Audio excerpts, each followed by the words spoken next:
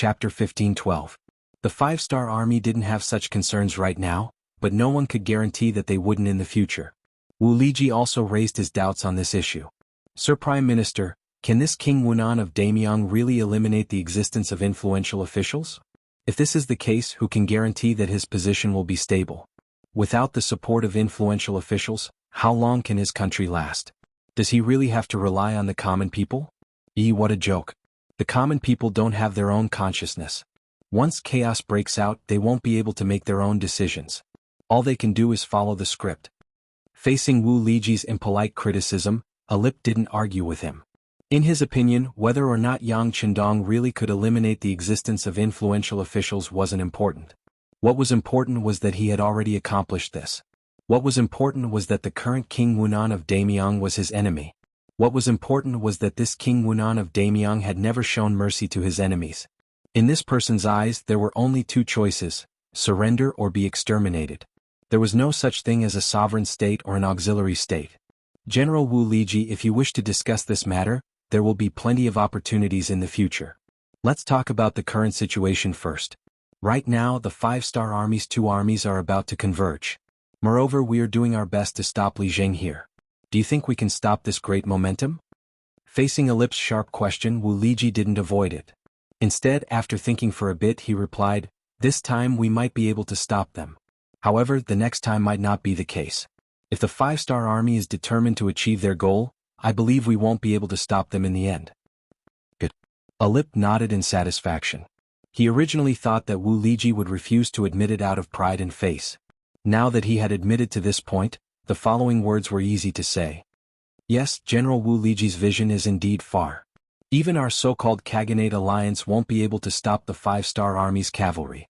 Without sufficient financial support, without sufficient rear, food and reserves, our strength will only grow weaker and weaker. In the end, we will lose everything and be defeated here. In comparison, the five-star army has an enviable rear. No matter if it is food, military equipment or soldiers, as long as they want, they can continuously supply us. Even if they eventually exhaust us, they can still exhaust us to death. Since that is the case, why do we have to wait until we can't hold on anymore? Why can't we make a decision earlier? This way we can sacrifice fewer warriors and commoners. This is a good thing to accumulate merit. Even if we take 10,000 steps back, even if we win this battle, what can we get? The Wunan of the Khaganates of Damyang's territory. If that's the case, our strength will be greatly weakened. Even if the five-star army doesn't swallow us up, I'm afraid that the nearby Khanate won't let us off. At that time, our citizens will become slaves. Is this what the general wants to see? Of course not. Facing Alip's aggressive questioning, Wu Liji hurriedly denied. Good, since that is the case, then is the general willing to surrender to the five-star army? Don't worry, I have already spoken to King Wunan of the great Ming dynasty. He has also promised that as long as the general is willing to open the passage for the five-star army to come in, and is willing to surrender and gain military merits, he can guarantee the general's absolute safety and partial rights and interests. At that time, your family will definitely be grateful for the correct choice you made. Many years later, you will also be proud of the choice you made today. Alip finally revealed the reason for his visit. These words were not only for the sake of Wu Liji and his family, but also for the sake of the citizens and warriors of the Khaganates. He didn't want his country to become a sacrifice. If that happened, he wouldn't close his eyes even if he died. Facing Alip's expectant gaze, Wu Liji didn't immediately make a decision.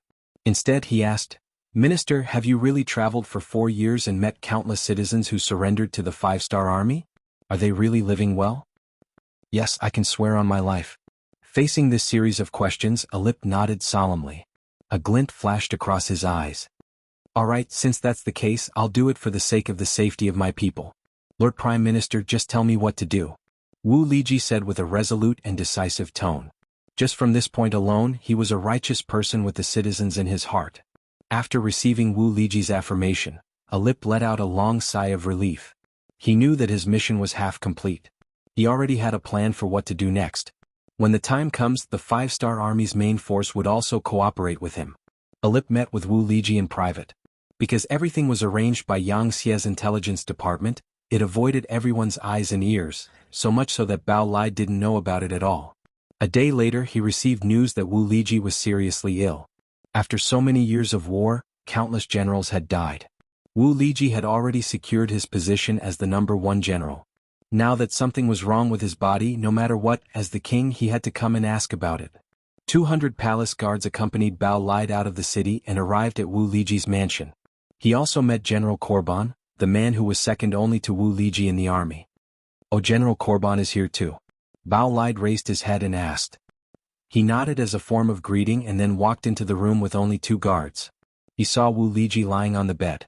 Wu Liji's face was pale and he looked seriously ill. There was a person in front of him with his back facing the king, who seemed to be saying something to him. The 2 guards shouted as soon as they entered the room, "His Majesty the King has arrived."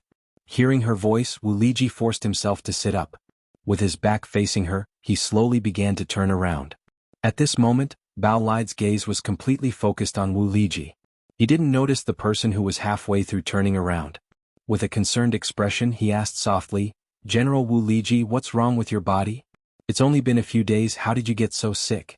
Just as he said that, Bao Lide's gaze met the eyes of the figure who had turned around. When he saw who it was, he froze on the spot as if he had seen a ghost. He didn't know what to do. Not only was King Baoli stunned, but the 2 guards he brought with him were also rooted to the spot with a look of shock on their faces. This was because they recognized who it was. Who else could it be other than the Prime Minister Apol? "Prime, Your Majesty the King, it's been 4 years. Have you been well?" Apol was naturally much calmer. It was obvious that he had expected this scene. At the same time, 4 bodyguards rushed out from the corner of the room. While the 2 palace guards were still in a daze, they instantly pinned them to the ground. The commotion behind him caught the attention of King Baoli. He turned around and saw his guard being restrained. His face turned pale with fright. He turned around and looked at Apuli. Then, as if he had realized something, he asked, "Minister, what are you trying to do?" "Your Majesty the King, there's no need to panic. We have no intention of harming you. In fact, we're here to help you," Apol said calmly. He pointed at a chair beside him as if to say, "Let's sit down and talk." Seeing Apu's calm expression, King Boride sighed and sat down. Since he was here, he should take things as they came. He understood his prime minister too well. Since he had appeared, he must have made preparations. If he did not cooperate and insisted on shouting, it would only force the other party to do something unfavorable to him. King Boride sat down on his chair. From Apu's eyes, he knew that he was halfway done. Just like how the other party understood him, he also understood the king very well. This was an ambitious king who could judge the situation and size up the situation. He was not an impulsive person. He knew what could be done, what could not be done, and even what should be done at the right time. "Please allow me to address you as Your Majesty. Your Majesty, the current situation is like this." As Apu continued to explain, the situation of the entire Khanate alliance became clearer to King Baolid. Akhmo City, the capital of the Kazakh Empire. More and more Mongolian cavalry appeared 30 li away from the city. They were like the dark clouds in the sky before a heavy downpour, appearing in groups on this land. The scouts gathered all the information they saw and presented it to Commander Jianghu. One by one, small black flags were inserted into the military sand table that had been prepared long ago. "Sir, the enemy is coming at us aggressively. Why don't we take the initiative to attack?" 1st Division Commander Taimu stood in front of the sand table and suggested. 5th Division Commander, what do you think? Tianhu didn't reply. Instead, he looked at Division Commander Gong Feng, who was deep in thought. "Sir, I think we should hold our ground. If we leave the city now, it will be much safer. However, it will also mean that we have opened up a path to the Ili region. Once the Mongolian army is free, they will be able to attack the 2nd and 3rd divisions. If that happens, they will be in a precarious situation." Gong Feng shook his head. His opinion was different from Division Commander Taimu's. Chapter 15-13. This time, without waiting for Tianhu to ask, Taimur asked anxiously, "Defend? Oh, we only have about 20,000 men, but the enemy has 80,000. This doesn't even include the allied armies from other khaganates. Besides, our world's #1 cavalry army focuses on offense. Defense isn't our forte." Taimur's words made sense. The world's #1 cavalry army was second only to the Black Cavalry in terms of cold weapons. No matter what kind of powerful enemy they faced, once they became their target, they would not have a good ending. This was a publicly acknowledged fact. However, when it came to defense, they were a little lacking. After all, cavalry focused on offense while infantry focused on defense. This had become a law in many people's hearts and an objective fact. No. Commander Temur is wrong. We don't only have about 20,000 men. We also have 6,000 captives and 100,000 Kazakh civilians. They can all be used by us. When Gong Feng said this, there was a smile on his face. It was obvious that he already had a card up his sleeve. Looking at Gong Feng's confident expression, Commander Tianhu chuckled. Oh, it seems like our fifth commander has a card up his sleeve. Since that's the case, the task of defending the city will be handed over to your fifth commander. If there's anything you need, we will do our best to cooperate. With Tianhu's words, Gong Feng felt more confident. Thank you for your support, Commander. Since that's the case, this subordinate will try his best. Gong Feng's so-called try was not a spur-of-the-moment decision. He had already prepared for it. He had carefully studied some of the beautiful battles under Yang Qindong's command and learned many things. One of them was how to use money to buy people's hearts for his own use. Harsenhan had left in a hurry. He had never thought that the five-star army would suddenly appear in front of his capital. Without any preparation he had left, but the wealth he had accumulated over the years was left in Akmo City. Now this wealth was in the hands of the five-star army. With these riches as capital, Gong Feng piled them up in the largest open space in the city. As more and more Mongolian citizens were attracted by these things, various rewards were placed in front of them, where they could earn riches if they contributed to the war. Using Gong Feng's explanation, it was natural for soldiers to be paid. As long as the commoners were willing to help the five-star army defend the city, then the wealth would belong to them. In order to make everyone believe in his sincerity, everyone who came to watch the fun was rewarded. Some were given silver, some were given copper coins, and some were given refined salt, ironware, and precious furs, tea leaves, and silk. Just by coming to watch the show, they were able to obtain so many benefits. When the local things fell into their hands, more and more citizens began to believe in the five-star army. As the saying goes, facts speak louder than words. With the things in hand, this was the real thing. It was far more effective than 10 or 100 sentences. With the cooperation of the surrendered Mongolian soldiers that Gong Feng had bribed beforehand, the first batch of people stepped forward and expressed their willingness to work for the five-star army. When they expressed their desire to distribute the wealth to themselves, Gong Feng waved his hand and took out some good things in front of everyone. Things became much easier after that. Soon there was a second batch of people, a third batch, and a fourth batch. 10 miles outside Akmo City, General Harbala, who had come under the orders of the Timur Empire's great general Mandaratu, stopped and began to set up camp with his 80,000 men. This time, he had come under the orders of the great general to deal with the five-star army's cavalry. Harbala still had some chance of winning. He had already received accurate information that there were only 20,000 enemies guarding Akmo City. Moreover, Akmo City could not be considered a city at all. It was just a large market surrounded by earthen walls. Without the support of the city walls, Halbera was confident that the Pentastar Legion would not be his match. He was even prepared for the possibility that the enemy would flee the moment they caught wind of the news. If that happened, he wouldn't attack. Instead, he would continue east and cut off the 20,000 five-star army's advance. He would eliminate all potential threats. With his own thoughts and plans, Harbara took the initiative to stop when he was 10 miles away from Akamo. He wanted to create momentum and achieve his goal of defeating the enemy without fighting. However, the development of the situation didn't seem to go according to his plan. Facing the arrival of his army, the five-star army didn't seem to have any intention of retreating. Instead, scouts reported that the enemy was reinforcing the city walls. There were even trenches outside the city that stretched for 5 miles. How dare they? Harbala was furious when he heard the news. Sheep should flee when they see a wolf. This was a law that had never changed. But now, someone wanted to violate this law. How could he tolerate it? Send people to fill in the trenches. We must pave a smooth path for the army to advance. At the same time, urge the other reinforcements to move faster. This time, this general will eat up these arrogant five-star army. I want them to know the consequences of provoking us. I want them to kneel at my feet and beg for mercy. Harbala was determined to eat up the five-star army in front of him. In the city, Division Commander Gong Feng wasn't idle either. He was still organizing people to dig the trenches. Under the direct stimulation of wealth, the hundreds of thousands of people in the city who had the strength to do so were mobilized. If the Khanate army had hot air balloons, they would have seen the bustling scene in the city. 10 days passed in the blink of an eye. Under Harbala's constant urging, not only were the trenches 5 miles outside the city filled up, the first reinforcements of the Khanate army, the 20,000 cavalry of the Khanate of Kazan, also arrived outside Akmo under the leadership of General Hafertel. With 100,000 soldiers and no more obstacles in front of him, Harbala was very pleased with himself. He ordered a good night's rest.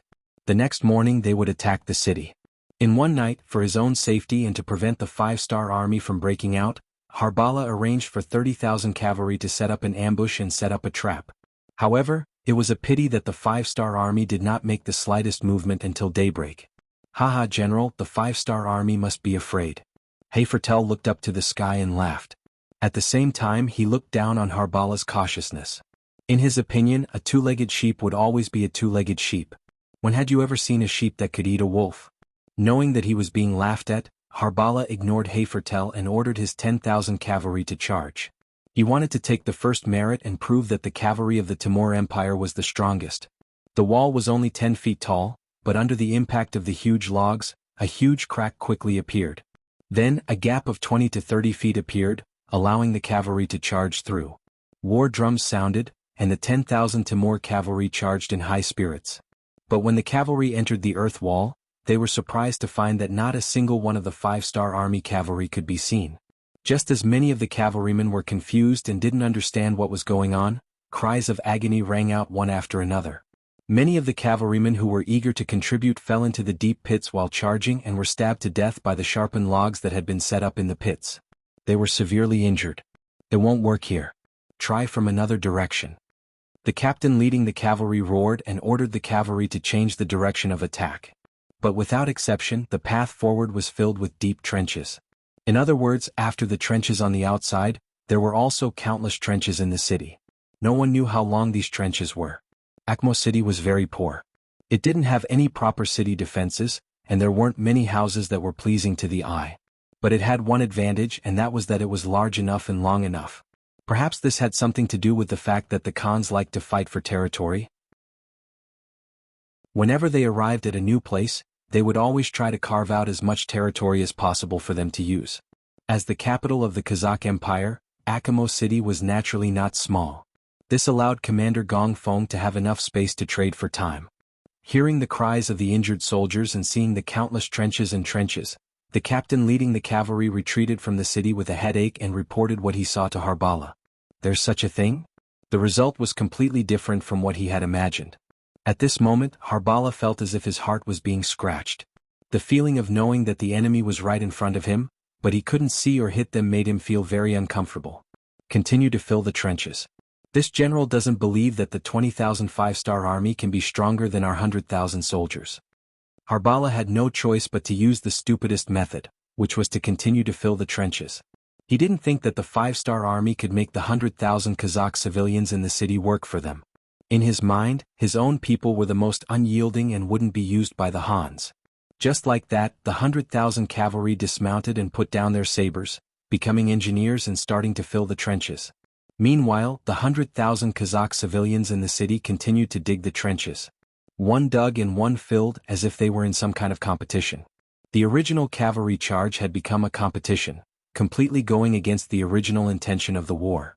It also bought a lot of time for the 20,000 cavalry of the world's first cavalry army. Chapter 15-14. The digging competition was still going on, and when Harbala put all the cavalry into it, the progress was noticeably faster. On the 13th day they could finally see the figures digging in the distance. This gave the cavalry of the Khanate a glimmer of hope, and they became even more motivated to work.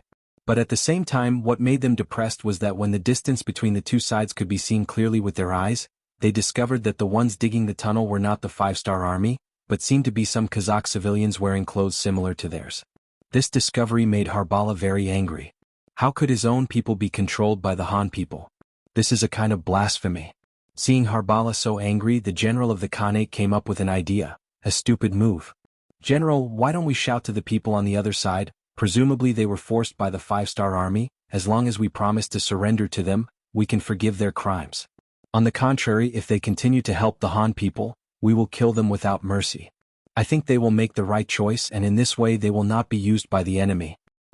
Oh, good idea, good idea, good idea. Haha, come, go and shout according to General Harbala's idea.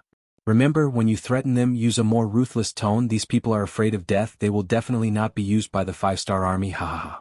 Whether it was in Harbala's eyes or in Harbala's eyes, the people were the most afraid of threats. As long as enough pressure was applied, they will definitely yield. And without the obstruction of the trenches, the more than 20,000 5-star army in front of them were like a group of sheep waiting to be slaughtered, and they could do whatever they wanted to them. It must be said that the two generals may be good at leading troops, but when it comes to understanding people's hearts, they are too far behind.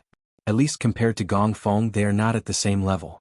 On one side were 100,000 old and weak people, and on the other side were 100,000 strong cavalry in the prime of their lives. Their ability to work naturally could not be mentioned in the same breath. This is the reason why even though the Khanate's army moved later, their progress was still able to catch up. If this continues, it will only be a matter of time before the two sides fight. But Harbala's wrong move was destined to help the 5-star army. After the local shouts came from afar, the originally tired Kazakh people were suddenly filled with energy, and their digging speed was even faster than before. Before, there was no threat, everyone was just helping out for the sake of money. But now, after the threatening words of the Khaganate Alliance army reached their ears, the people realized that they had no other choice. Or rather, their fates were completely tied together with the 5-star army. Surrendering in the past. Not to mention whether the 5-star army would agree or not, with the greedy character of the Khanate's army, if they surrendered, the Khanate's army would take all the good things. How many people would be willing to vent their anger on something that was already in their hands? And if the 5-star army, then the army of the 5-star army? This was the Kazakh people's people. They were bound together for good or ill. If it was said that before they worked hard to dig holes to earn more money so that they could have a better life, then now they were digging holes for their own safety. At this time, even if Gong Feng didn't give them any benefits, these people would still do their best. Gong Feng also saw this, but he didn't stop giving them benefits. Using the words of his teacher Yang Qindong, any problem that could be solved with money was not a problem. Not only did their shouts fail, but the other side's speed also began to increase. In contrast, the 100,000 cavalry that had been working for dozens of days and nights began to show signs of fatigue. They were cavalry, not laborers. Their battlefield was to kill enemies, not to dig holes. After a long time, some of the soldiers began to complain. The army's morale was shaken, and Harbala's face didn't look good for a day. However, just when he had nowhere to vent his anger, another piece of news came from the front that made him even more angry. One of the Khanate's army, the Ili Brigade, actually surrendered to the 5-star army. The Ili Brigade was the first to become enemies with the 5-star army. At that time, the Khanate's army and the 5-star army weren't enemies. At least, they didn't interfere with each other's business. It was because of the Ili Brigade's request for help that the entire Khanate's army was pulled in. Right now, all the large and small Khanates were fighting with all their might against the 5-star army. While they were fighting for the right to rule this area, the instigator, Ilahani, had actually chosen to surrender first, abandoning everyone. How could this not make people angry when they heard this? Especially the Khanates that were prepared to divide the Ili Brigade. Not only did they not get to eat the meat in their hands, they also attracted the wolf. It was really like trying to steal a chicken only to end up losing the rice used to lure it. It made people want to cry, but no tears came out. Of course, as a general in charge of the army, Harbala didn't have to think too much about it. He was thinking about how to deal with the more than 20,000 5-star army. Because the news said that after the Ili Brigade's army suddenly surrendered, the 5-star army's main force on the eastern front didn't have any obstacles on their way.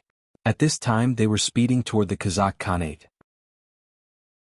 Although the news didn't say how many people the 5-star army sent, the word main force was enough to make people vigilant. In other words, once the main force arrived, Harbala was afraid that he wouldn't be able to win. And if he couldn't deal with the 5-star army before the main force arrived, he was afraid that he wouldn't have a chance to make a move. The situation became serious. If Harbala wasn't in a hurry before, he could still waste time with the other side, but now time had become very important for him. He had no choice but to call the commander of the Kazan Khanate, General Hayfertel, to discuss how to speed up the battle with the main force of the 5-star army as soon as possible. Hayfertel, who also received the news, also felt the seriousness of the situation. He didn't dare to watch from the sidelines. All 20,000 cavalry under his command threw themselves into the work of filling the hole, striving to fight with the 5-star army in the shortest time possible. Jianghu, who was surrounded, learned about the surrender of the Ili Brigade through a telegram. When Tianhu heard the news, he called Taimu, and Gong Feng, 2 division commanders, to share the joy with them. Amazing teacher is amazing. He actually instigated the rebellion of the Yili Brigade. In this way, the initiative is in our hands. Division Commander Gong Feng, who rushed back from the front line after hearing the news, sighed and admired. Of course, teacher is naturally the most amazing. Since the situation has changed like this, and we are not far away from the arrival of reinforcements, let's discuss how to counterattack. To be honest, the soldiers have all fattened up after staying in the city for more than a month. It's time for them to exercise their limbs. Tianhu chuckled and looked at division commanders Taimu, and Gong Feng. I agree. General, leave the vanguard mission to our division. You also know that we haven't done anything during this period of time, waiting for the time to counterattack. Taimu opened his mouth and asked for battle. Tianhu didn't immediately agree after hearing this. Instead, he looked at Gong Feng, wanting to see what he had to say. Facing this kind of questioning gaze, Gong Feng nodded and said, I think it's time to counterattack. Haha, to be honest, for more than a month we have taken large strides and given up a large area. Now that we have nowhere to retreat to, it's only a matter of time before we counterattack. Haha, no matter what, Division Commander Gong has worked hard. Good, since that's what you mean, then let's discuss how to counterattack. Come, tell me, when do you think it's appropriate to launch a counterattack? Tianhu laughed. He had also had enough of this situation where they were constantly retreating. If it wasn't for the fact that he had been ordered to stay here like a nail, he wouldn't have taken the 100,000 enemy cavalry seriously. Throughout the history of the world's #1 cavalry army, there were countless examples of them winning battles with fewer troops. He had long been accustomed to boasting. The 5-star army was preparing for a counterattack. Halba was completely unaware of this. He was still constantly urging the soldiers to speed up the filling of the holes. For this reason, the soldiers had even changed from 4 shifts a day to 2 shifts, increasing the manpower. As a result, they were able to speed up the filling of the holes. However, the soldiers didn't get enough rest and were generally not in good spirits. At this moment, Halba didn't care so much. Perhaps in his opinion, even if the soldiers didn't have enough energy, but with 100,000 against 20,000, he was still confident of victory. Another night had arrived. It started to drizzle, making the filling of the holes more difficult. Even so, Halba didn't intend to let the soldiers rest. Seeing that he was less than 4 kilometers away from the 5-star army, he could already see them from afar. He didn't want to delay their progress because of the rain. Out of the 100,000 cavalrymen, there were 50,000 of them working in 2 shifts to fill up the holes. Under the heavy rain, their feet were walking on the muddy ground and they were very tired. After a night, the sky started to clear up. Halba came to the front line and saw that the distance between the 2 sides had decreased from 4 miles to 2 miles. His eyes were filled with satisfaction. Very good, continue. In 3 days we can launch the attack. Looking at the Kazakh civilians 2 li away, Harbala swore in his heart that when he defeated the 5-star army, he would not leave a single one of them alive. He would kill them all. He wanted to use this opportunity to tell everyone what the consequences of going against the Khanate army were. Chapter 15:15. While Harbala was still dreaming, the soldiers of the Khaganate army who had been busy the whole day changed shifts. The exhausted Mongolian cavalry returned to their tents to rest. Another 50,000 men entered the battlefield to fill in the holes and pave the way. Tired from the day's work, the soldiers only ate a little when they entered the tent and went to sleep. To them, the temptation of food was not as attractive as the bed. What they did not know was that for many, this sleep meant that they would never be able to open their eyes again. At night, there was a gentle breeze that felt very cool on the body. A division of 10,000 cavalry mounted their horses in the cool breeze. They checked their equipment and prepared to attack at any time. Tonight was the night that Tianhu and the other 2 had discussed the counterattack. No one knew that the Kazakh civilians who looked like they were working hard to dig the deep holes during the day were actually just kicking up dust. The reason for doing this was to confuse the Khanate coalition army. In fact, the land wasn't destroyed, so the cavalry could move unimpeded at any time. How is it? Has the enemy not filled in the holes yet? Commander Taimur rode on his horse. There was excitement and anxiety on his face. At the same time, there was a look of disdain for the enemy. It should be soon. However, once the enemy discovers that the path is cleared, they will react quickly without the deep holes. That is why Commander Taimur must hurry. At this time, Tianhu was also riding on a warhorse. Behind him were thousands of soldiers directly under his command. They would be the second wave of attack to attack the enemy. Rest assured, Commander. This subordinate understands. Taimur nodded. His eyes were bright as he looked forward. He was only waiting for Commander Gong Feng's signal to attack. At this moment, Gong Feng was holding a telescope and lying behind a mound of dirt. He was only about 60 steps away from the nearest enemy. At this moment, if he was discovered, the enemy would only need a wave of arrows to take his life. But even so, it still did not stop Gong Feng from risking his life to take the risk. He needed to have first-hand information. Once he discovered that the enemy had filled in all the deep holes, he needed to immediately send the signal to attack. This rhythm had to be grasped well. If they were late, the enemy would be on guard. If they wanted to sneak into the enemy's camp and cause serious damage, it would be impossible. Holding the night vision binoculars, Gong Feng carefully observed the other party's movements. Gong Feng didn't know how long he had been staring at them until there was some commotion in the other side's camp. He also saw some people turn around and run back. From the looks of it, it was obvious that they were going to report the news. Gong Feng knew that the road must have been cleared. Send the signal, ask the 1st Division to attack immediately, quick. Gong Feng hurriedly shouted to the radio operator beside him. The messenger who received the order quickly lit the torch in his hand and waved it around. 3 miles behind, Commander Tian, who was overjoyed when he saw the flashing flames. The path is clear, we can attack now. Understood. Taimur replied excitedly. Then, with a loud shout, the 10,000 5-star army soldiers pulled out their sabers. Shouting loudly, they urged their war horses to charge forward. Throw away the torches, retreat quickly. The torches here had also attracted the attention of the Khaganate Alliance army dozens of steps away. Gong Feng grabbed the radio operator's arm and ordered him to throw away the torch. Then he pulled him and ran quickly to the rear. Not long after Gong Feng ran away, a series of arrows landed near the place where he was originally at, near the torch that had not been completely extinguished. The ground was covered in arrows. But then, these arrows were trampled to the ground by the charging war horses of a division. After Taimur's cavalry charged forward for 3 miles, they finally arrived in front of the panicking Khaganate Alliance army and began a bloody massacre. Caught off guard, the tens of thousands of Khaganate Alliance army soldiers became lambs waiting to be slaughtered. Facing an uncountable number of cavalrymen of the 5-star army, what they had in their hands were only iron tools used to fill the ground. These could not even be considered as decent weapons. Furthermore, they were infantry.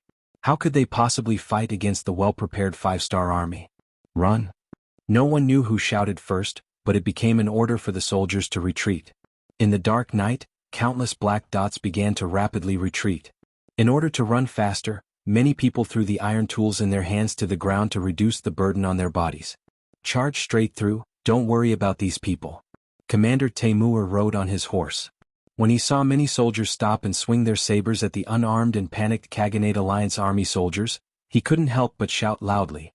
Since they were the vanguard, they naturally had to break through the enemy's camp and kill their courage. It wasn't their responsibility to kill the defeated army. The commander gave the order. The highly disciplined soldiers of the world's 1st Cavalry Army quickly adjusted their direction. In groups of a few dozen, they formed an arrow formation and pierced into the Khaganate Alliance army's camp like sharp blades. In the chaos of the night, the Khaganate Alliance army soldiers could not tell how many Khaganate Alliance army soldiers had arrived. Fear engulfed the 50,000 soldiers as they frantically retreated. During this time, countless people trampled on each other. Whenever someone fell to the ground in the process of escaping, even if they were not trampled to death by their comrades, they would be trampled to death by the horses of the world's 1st Cavalry Army. The battle had been one-sided from the start. 10,000 cavalry chased after 50,000 infantry and continuously slashed at each other. It was like a monstrous flood that poured into the Khaganate Alliance army's camp. Harbala was woken up from his sleep. When he learned that the 5-star army had launched an attack, his face was filled with disbelief. This is impossible. Didn't they not open up the path? There are so many deep pits. How did their cavalry charge through? General, we have been deceived. The 5-star army did not dig the pits at all. They were just putting on an act. When we filled up all the pits at night, they launched their counterattack. We are completely unprepared and the army has suffered heavy losses. The captain who came to report was covered in sweat as he spoke anxiously. What? Cunning 5-star army. Cunning Han. Harbala couldn't help but roar when he heard this. After shouting a few times to vent his dissatisfaction, Harbala shouted again. What are you still standing here for? Quickly gather the troops and prepare to counterattack. As the cavalry of the Timur Empire, although the situation was sudden, when the general gave the order, many soldiers still ran out of their tents. They picked up their bows and prepared to defend. Just as these Khaganate Alliance army soldiers rushed out and before they could complete their formation, countless black figures appeared in front of them. The ones at the front were the 50,000 Khaganate Alliance army soldiers. It's our own people.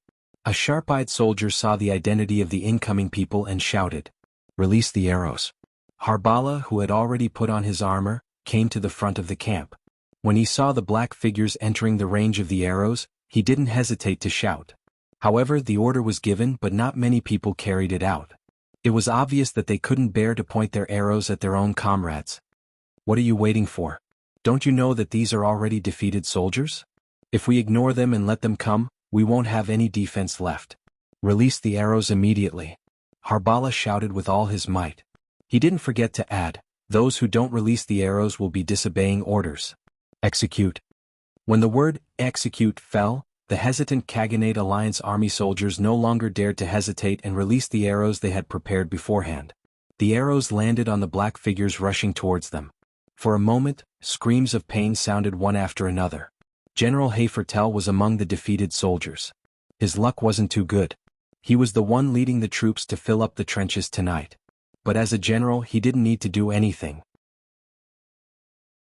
Under the protection of some soldiers, he set up a tent and went to rest when the sky turned dark. He didn't sleep for long before a sudden tremor woke him up. At the same time, he knew that something bad was going to happen. He immediately retreated with the defeated soldiers. All he wanted to do was to regroup with the main force and then block the charge of the 5-star army cavalry. As long as they were able to stop the enemy's momentum, they would be able to counterattack and turn defeat into victory under the condition that the path was cleared.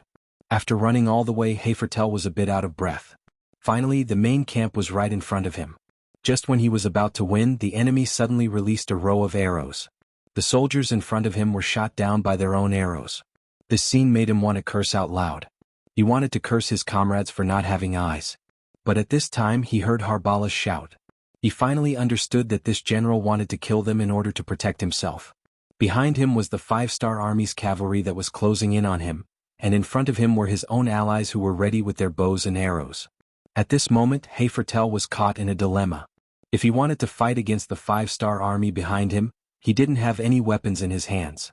In addition, he was in a disadvantageous position against the cavalry. The consequences were obvious. Since that was the case, he might as well continue to charge forward. As long as he could reach his own camp, pick up his weapon and mount his horse, he would have the strength to fight again.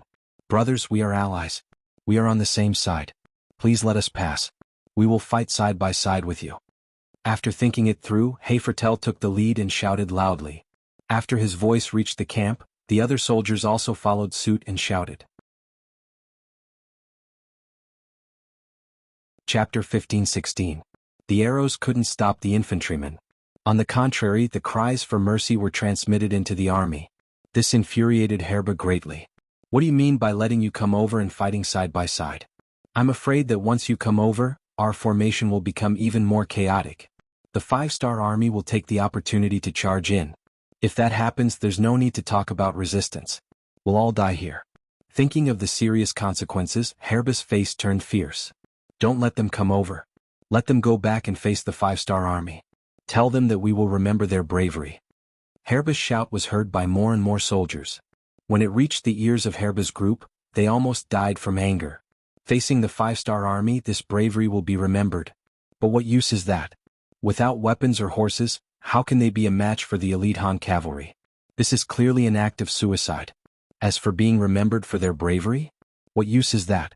Not many of them will be able to leave this place alive. Who will repay this favor? This is simply forcing us to die. The anger in Herba's heart was completely ignited by these words. If we're going to die anyway, why not drag Herba down with us? That way we won't be lonely on the road to the Yellow Springs. With that thought in mind, Hayfertel shouted again, "Brothers, if we don't move, we'll die. Since our comrades despise us, let's fight it out with them and let them know how serious the consequences of abandoning their comrades are. Fight it out, let's drag them down with us." The abandoned soldiers shouted with tears on their faces. It was a matter of course for the enemy to kill them. But for their allies to do this to them was too heartbreaking. Since the enemy didn't care about their comrades, why should they care? Thus, Hafiter led his men and charged forward with a furious look on his face. Behind them, Division Commander Teimu saw the changes on the battlefield very clearly. He had no intention of interfering. This was a scene he was happy to see. As long as the Khanate soldiers didn't turn around and attack him, he wouldn't force them too much. The actions of the 5-star army behind them gave great encouragement to Hafit, Big Mo, and the others. It was as if they had found someone to rely on. Their attacks became even more ferocious, to the extent that the vanguard of both sides soon clashed together. At such a close distance, the effect of arrows was very limited. Finally, Herba and the others who didn't have to passively take a beating began to counterattack. Some of them even stole the enemy's weapons, causing great losses and threats to Herba's army. Shoot, no need to be polite, kill them all. Harbara's eyes flashed with anger. Seeing that the 10,000 men at the front were about to be breached, he hurriedly ordered the other Khanate soldiers to fire arrows from afar. At this moment he didn't care about who was on his side or who was his opponent. In his eyes, anyone who stood opposite him was his enemy. It's time to charge. All soldiers of the 1st Division, listen up. Charge. Let's show them the power of our 1st Army. Taimur watched as the arrows rained down. Hundreds and thousands of Khanate soldiers died in front of him. The pace of the attack was slowed, so he didn't wait any longer. After giving the order, a total of 5 regiments, 10,000 cavalrymen, rode on their horses and launched a fierce charge. Cavalrymen's charge was different from that of infantry. They were faster, stronger, and more ferocious. After the 10,000 cavalrymen launched a series of attacks, the entire earth began to tremble violently.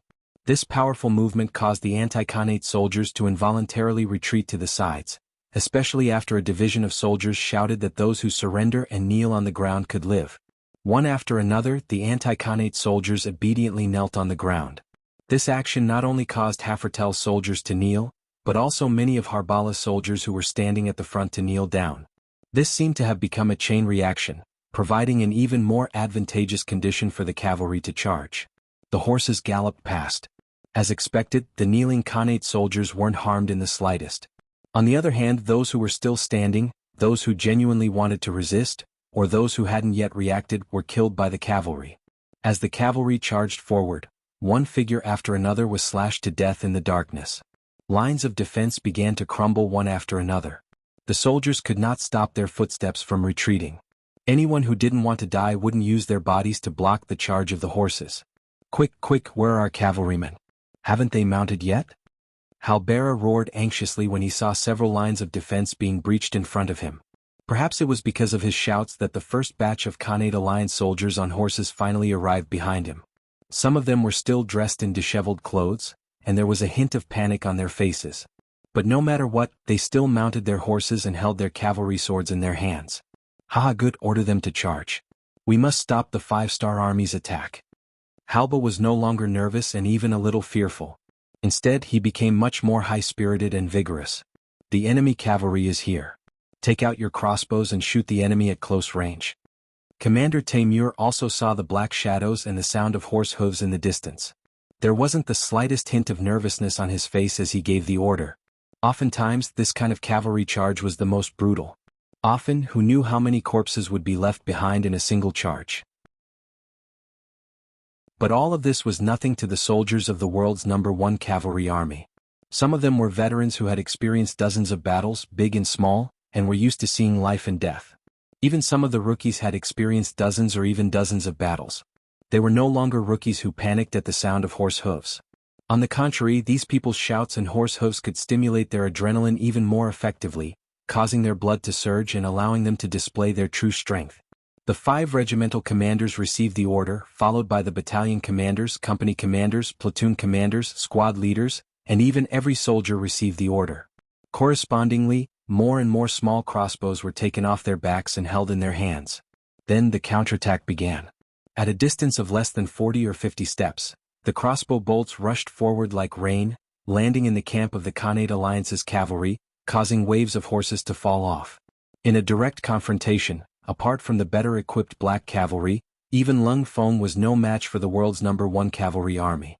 Not to mention the Khanate Alliance's cavalry, who were in a hurry and didn't make much preparations, and were physically and mentally exhausted. In just a single clash, the first group of cavalry was scattered. Soon less than 500 of them were left. Then they turned around and fled, running towards the back. Hold on for me.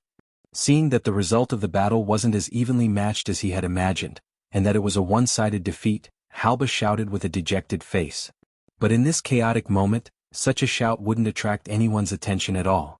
It was completely drowned out by the galloping of the horses. Seeing that the second wave of cavalry was quickly defeated by the 5-star army, Halba knew that he no longer had the ability to control the 5-star army's cavalry. He had failed. Unwilling to accept this, Halba gathered up the remaining soldiers and frantically retreated under the cover of the moonlight, leaving behind the brave cavalry of the 5-star army on the battlefield. The changes on the battlefield were so fast that it was beyond everyone's expectations. When Jianghu and Gong Feng arrived with the cavalry, the battle was basically over. Apart from the corpses on the battlefield, there were also captives kneeling on the ground. What's going on?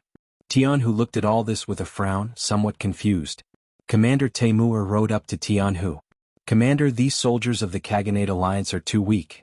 We only charged and they were defeated. Except for a few who escaped, most of them are kneeling on the ground waiting for us to take them captives. Taimur chuckled excitedly. This was the battle record of their division, and it wasn't something that others could take away. Thinking that his division alone had defeated 100,000 enemies, this was something that he could brag about. I see, could this be? Tianhu didn't dare to believe it completely. Out of caution he looked at Gong Feng. Commander, this shouldn't be the enemy's plan. It must be that our division is too brave. It's just that the combat power of the Khaganate Alliance is too low, haha. Gong Feng said with a smile. In this battle, his contribution was not small. If it were not for the success of his plan, the enemy would not have been implicated and the battle would not have been dragged out until now. Now that they had finally defeated 100,000 Khaganate Alliance soldiers, he felt that the burden on his shoulders could finally be lifted. Gong Feng had the same opinion. Tianhu nodded in agreement. It's not that the enemy is too weak but that we are too strong. We waited for them to tire themselves out and attacked suddenly. How could these Khaganate Alliance soldiers be a match for our 1st Sky Cavalry Army? Alright, immediately send the news of victory to the 6th Young Master and wait for the next order to take these captives into custody. Alright, they fled in a hurry so they probably didn't have time to take the provisions with them. Take them all so we can have a good meal,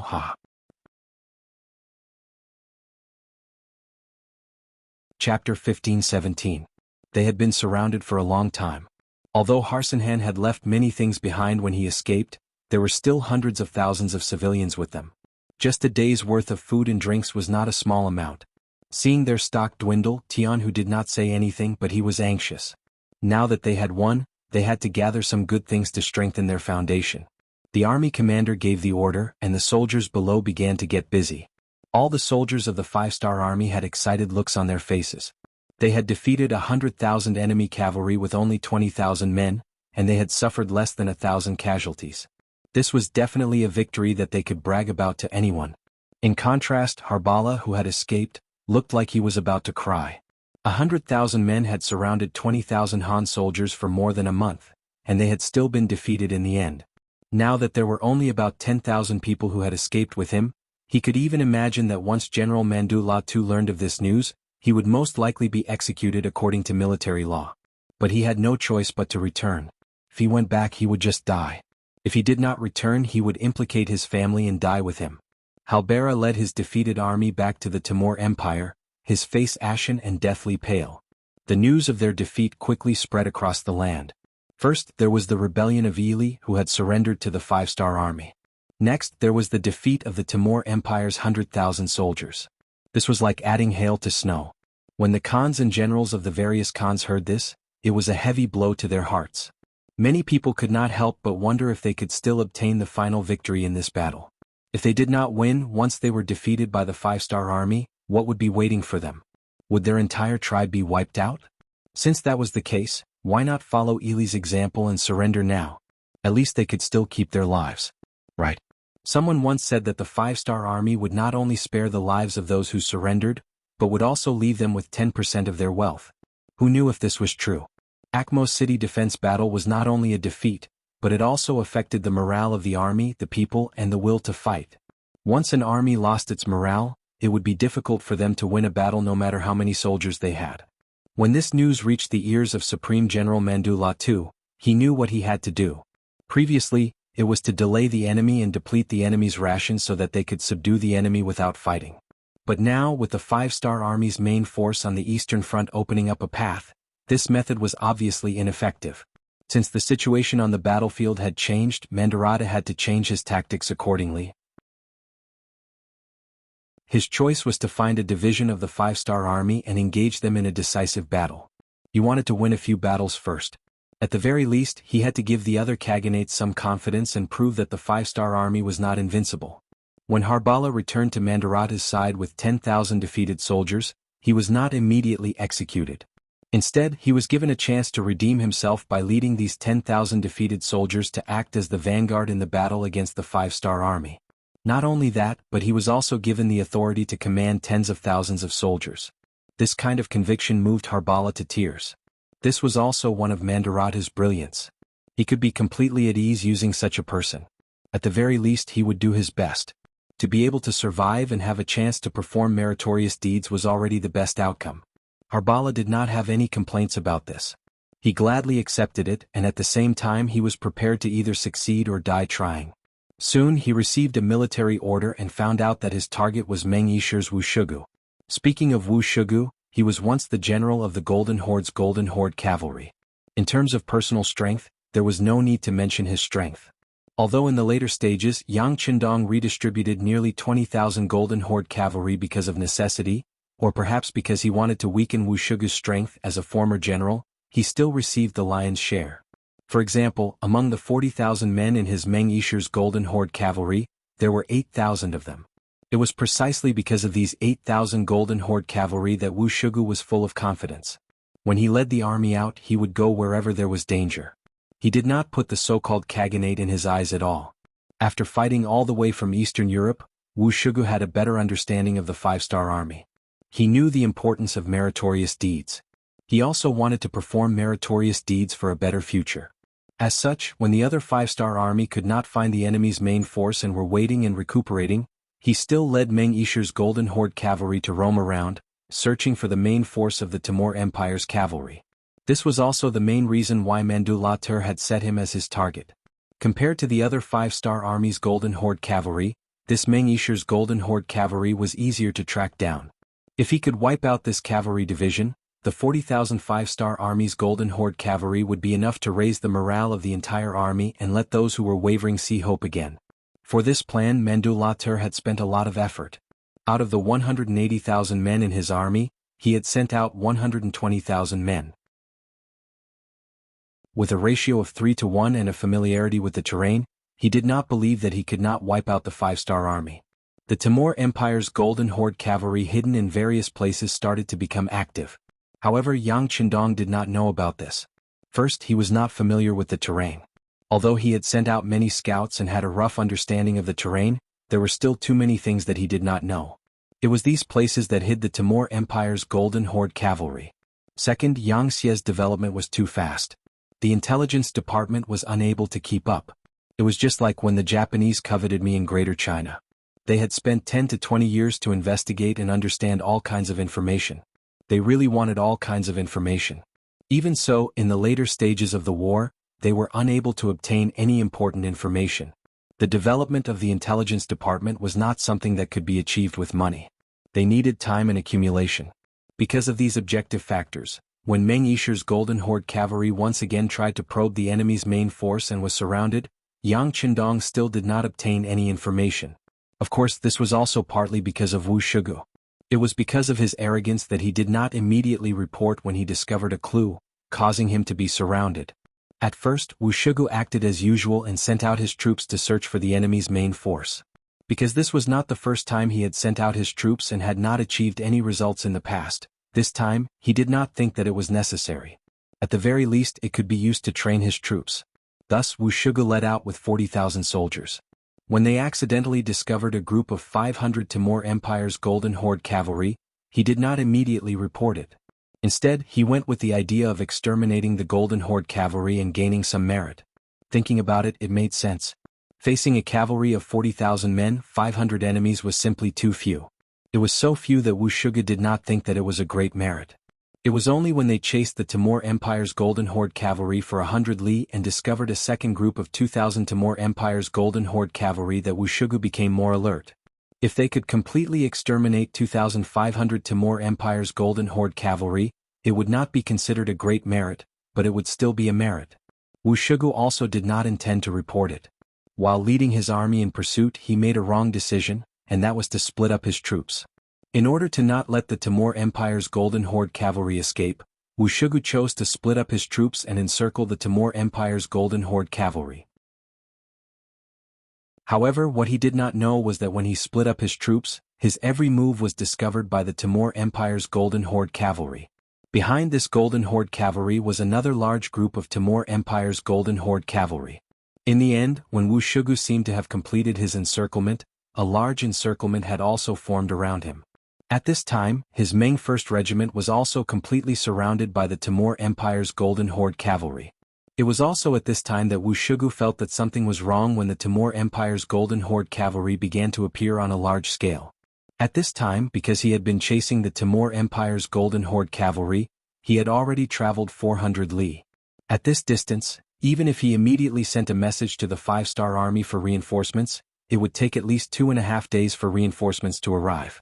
However, facing the Timur Empire's Golden Horde cavalry that had been preparing for this for a long time and had 3 times the number of soldiers, how could Wushugu possibly have 2 days? He was leading Meng Yishur. To outsiders, he was leading the 5-star army. However, in reality he was not a direct descendant of the 5-star army. There was not a single proper Han in the entire army. This kind of army would not be taken seriously. Most of the time they would be treated as cannon fodder. Due to this understanding, Wushugu had never thought that Yang Qindong would come to his aid. Therefore, after he figured out that he was surrounded, he directly sent a telegram to Yang Qindong to make up his mind. This time, because of his arrogance, Meng Yishur's army was surrounded by a large number of soldiers. It was impossible for him to break out of the encirclement. Escaping was not his style. He had already decided to live and die with Meng Yishur. He would kill to the last man. He would not surrender. He hoped that Yang Qindong could take care of his family on account of his willingness to fight to the death. After sending out the telegram, Wushugu ordered the telegraphers to dismantle the telegram and properly hide it. He also attached a mark to it so that he could find it later. Then he personally led the 8,000 Golden Horde cavalry and launched a fierce attack on the 2,500 Timur Empire's Golden Horde cavalry. The enemies outside were eyeing them covetously. If they wanted to deal with them with all their might, they could not be distracted by other things. The 2,500 Timur Empire's Golden Horde cavalry had to be eliminated. Chapter 15:18. If one were to say that this was the correct decision, then when Wushugu personally led his 8,000 elite golden armored cavalry into the encirclement of the Timur cavalry, it only took 4 hours for the 2,500 enemy cavalry to be completely wiped out. In the end, not even a single captive was taken, all of them dead. While Wushugu was dealing with the central problem, the 120,000 Timur cavalry also launched an attack from the outer perimeter. In order to ensure that they had enough time to eliminate the enemy in the center, Meng Yishur began a defensive battle. In just over 4 hours, more than 6,000 corpses and more than 3,000 injured people were left behind. In just 4 hours they had lost nearly 10,000 golden armored cavalry. This made Wushugu's heart ache, and he could see the determination of the Timur cavalry. They must have made up their mind to eat up his Meng Yishur. Even though the other side had already made up their minds, Wushugu still led his soldiers in a desperate counterattack. With enemies on all sides, every minute and every second seemed to be extremely long. Finally, when the sky turned dark, Meng Yishur was finally able to take a breather by relying on the weather. However, at the same time they had paid a heavy price. According to the statistics, another 8,000 golden armored cavalry had died. In less than a day, nearly half of their forces had been killed or injured. This made Wushugu realize that tomorrow would be the day of the final battle. He raised his head to look at the moonlight above his head. This might be the last time in his life that he would be able to enjoy the beautiful night. Meng Yishur spent the entire night in despair. The next morning, when the Timur cavalry surrounded them, they began to shout for them to surrender. In general, they said that they were all brothers of the Mongol branch and had a common ancestor. As long as they were willing to put down their weapons and surrender, they would spare their lives, but they would only be slaves. This kind of shouting was destined to be useless. Yang Qindong was a staunch nationalist. Since he dared to use these foreign races, he naturally had his own plans. For example, every foreign race soldier that joined the 5-star army had at least 3 families behind them as guarantors. On the battlefield, if these foreign race soldiers were to surrender or betray them, they would directly implicate those who had guaranteed that they wouldn't betray them. Just based on this point, none of the 20,000 Ming soldiers dared to surrender. Therefore, the persuasion only lasted for less than an hour before it ended in failure. As the general of the death squad, Harbala was furious when he saw that Meng Yi's men were still not surrendering even though they were about to die. Thus he led his 10,000 men to act as the vanguard. These cavalrymen were all sinners. If they wanted to wash away their sins, they could only prove themselves through bloody battles.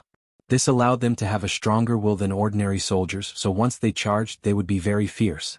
Even though Meng Yi sure had sent out the same 10,000 cavalrymen, they still couldn't hold on any longer. In the end, it was only when Wuxia personally led 5,000 golden armored cavalrymen into the enemy's ranks that they were able to push them back temporarily. In just one battle, Meng Yi Shifu had lost another 3,000 men. Moreover, the enemy had only sent out 10,000 cavalrymen. If the enemy had sent out their entire army, Meng Yi sure would have been wiped out in one battle. Even though the situation was so bad, Wuxia didn't show it on his face, other than grumbling in his heart. He constantly comforted the soldiers and told them that with the 5-star army's special treatment, even if they were to die on the battlefield, their families would still be able to receive a considerable amount of compensation. Compared to working for others, it was much more worth it. Next, it was time for them to show their loyalty. It was also time for them to seek the welfare of their living family members. The special treatment made all the soldiers fearless of death. Some of them had even made up their minds to die. In any case, they were going to die anyway. Now that they could die on the battlefield and work for their families, it was worth it. With such a mentality, Meng Yi sure was able to display a powerful combat strength. With the golden armored cavalrymen sandwiched between them, they were able to display their superiority as elite cavalrymen. This battle lasted from morning to afternoon, repelling 7 attacks from the Timur cavalry. In the end, Meng Yi sure only had 8,000 men left. Of these 8,000 men, the golden armored cavalrymen accounted for half of them. In just one day, 4,000 golden armored cavalrymen had died. This made Wuxia's heart ache, but when he thought about how it wouldn't be long before he would also follow these people to the Yellow Springs, his expression became a lot calmer. After attacking for a day and a half, even with 3 times the number of troops, they still couldn't completely wipe out the 40,000 5-star army. This made Harbala very angry. This was his chance to perform. If his performance wasn't perfect, he couldn't guarantee that Great General Manjuro wouldn't let him off. Therefore, he didn't have any intention to rest. He led the army to launch a new round of attacks, showing an attitude of not giving up until death. There was less than 3 hours before the sky turned completely dark. Harbala wanted to use these 3 hours to completely wipe out the 5-star army. He wouldn't allow any more accidents to happen. For this reason, he sent out almost all the cavalrymen who had never been on the battlefield. These people were full of energy and spirit. A total of 35,000 men against 8,000 tired men. No matter how you look at it, they had a lot of advantages. Brothers, the final moment has come. It is also time for us to show our loyalty to Bugnam of Gojoseon. Everyone follow me, charge. Wuxia's body was covered in blood, most of it was the enemy's. He also had 2 wounds on his body, but they weren't fatal. Blood covered his face, making him look extremely ferocious as he spoke. Behind him were 4,000 golden armored cavalrymen. Almost all of them were covered in blood, and some of them were already very weak from the continuous battles. Although they were on the defensive side, they were only on a small hill. If it wasn't for this small terrain advantage, they would have been swallowed up by the enemy long ago. However, for 40,000 cavalrymen, a small hill was not enough. They were able to hold on until now because of their strong will. They believed in the 5-star army's powerful intelligence network. The results of this battle would definitely be reported to the wise King Wunan of Damyang. If they could kill more enemies now, their families would be rewarded more after they died. For this matter, everyone put their lives on the line. Under the circumstances where they were outnumbered and the terrain was unfavorable to them, they paid the price of 30,000 men to heavily injure the enemy. This was already a very difficult matter. The 4,000 golden armored cavalrymen stood on their horses, looking forward. They had already lost count of how many times they had charged, and they had long regarded death as nothing. Perhaps in their hearts, death was a form of relief. Behind the golden armored cavalrymen were the 4,000 ordinary soldiers. Before this, some of them had never killed anyone before. However, in just over a day, they had experienced almost all the cruelty that could be experienced. Right now, they could proudly tell everyone that they were already veterans who had experienced the cruelest battles. If these people could survive and recuperate for a while, they would become the backbone of the army. However, they knew that living was already a luxury for them. They did not dare to have any hope. Upon hearing Wu Shuge's words, the 8,000-some cavalry raised their sabers and looked at the tens of thousands of enemy cavalry approaching. The panic in their eyes had long since disappeared, replaced by a will to die, an indifference, an attitude that did not matter to death. Wait. Just when the morale of the army was at its lowest, just when the 8,000 men were about to lose all hope, just when they wanted to shed their blood on the battlefield. Suddenly, Commander Wu Shugu's words pulled everyone back from the brink of death. Look, what is that? It seems to be our reinforcements. Yes, it's the reinforcements.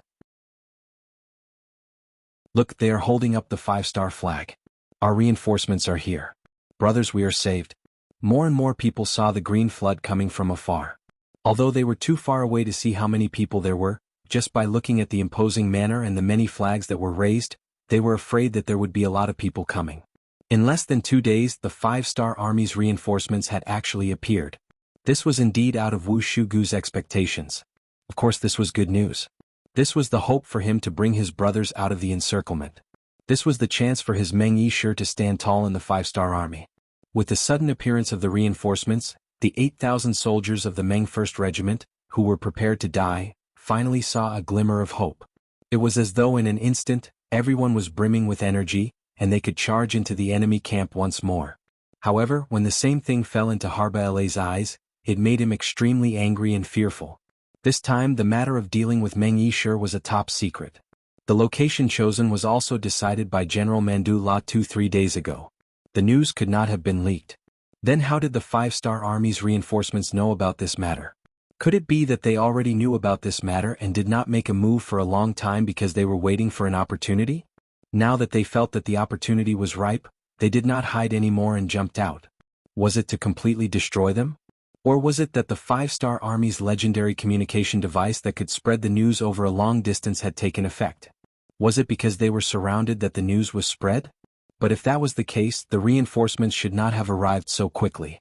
They had investigated beforehand and the nearest 5-star army's reinforcements were 400 li away. How could they arrive in such a short time? Chapter 15-19. All kinds of guesses and thoughts filled his mind. His expression changed again and again. He realized that he could no longer grasp the situation of the 5-star army. It was only when a chilly arch beside him reminded him that his soul returned to normal. General, the 5-star army's reinforcements are here. They seem to have a lot of flags and a lot of people. What should we do? What should we do? Should we kill them or not? If we kill them, the 5-star army's reinforcements might arrive before they could completely wipe out the Meng 1st Division. If that happened, would their main force be able to retreat safely? If they didn't fight and retreated now, it would be difficult to explain to General Mandu La Tuesday Harbala was already a guilty general, and if he was punished for both crimes, it was easy to imagine what kind of punishment he would receive. But no matter what the outcome was, it was related to Harbala's life. It was best for him to make the decision. Harbala's expression was conflicted after being reminded by the lieutenant. If we fight, we might be wiped out. If we don't fight, we will definitely be beheaded. But the good thing is that we can guarantee the safety of the army. One was that he might die, the other was that everyone might die. It was a difficult choice. But seeing the 5-star army's reinforcements getting closer and closer, he didn't have much time to think. In the end, he gritted his teeth and said, "The 5-star army's reinforcements are coming. We can't fight them head-on. We have to retreat immediately." Perhaps Harbala was a general who cared about the big picture. He knew he couldn't do it, but he didn't do it. Or perhaps he was scared by the 5-star army. In the end, he gave the order to retreat. He gave up on the attack in front of him and left the 35,000 cavalry behind to cover the retreat of the army. "Commander, the enemy is escaping." A general of the golden armored cavalry saw that Harbala was about to retreat and said anxiously, Wait, is the radio station not ready yet?" This time, Wuxia didn't act rashly and shouted behind him. When he saw the reinforcements appear, he knew that it must be the work of the radio station that he looked down on. Considering that he had dismantled it after sending the report, he regretted it so much that his intestines were clear. If he had known that this thing had such a use, he would have definitely maintained contact with the outside world. Now he was anxious to know what had happened outside and how many reinforcements had arrived. Should he take the initiative to attack, or should he bide his time? The radio operator in charge of communication had studied the system in Chichen City before. He could be considered the only Han Chinese in the entire Ming 1st Military Division. In order to protect him, no matter how cruel the bloody battle was, they didn't let him charge with the army. Instead, they arranged for the golden armored cavalry to protect him. This effort finally paid off. In a short time, the radio operator dug out the radio station hidden in the ground and connected it. Then he received a telegram from the 5-Star Army's main force. After the content was translated, the radio operator's expression still had a trace of nervousness. He quickly came to General Wuxigu's side and said anxiously, "Commander, there is a telegram from above. It says that the reinforcements are only 3,000 cavalry. If there is a suitable opportunity, they hope that we can cooperate with them to break out of the encirclement." 3,000.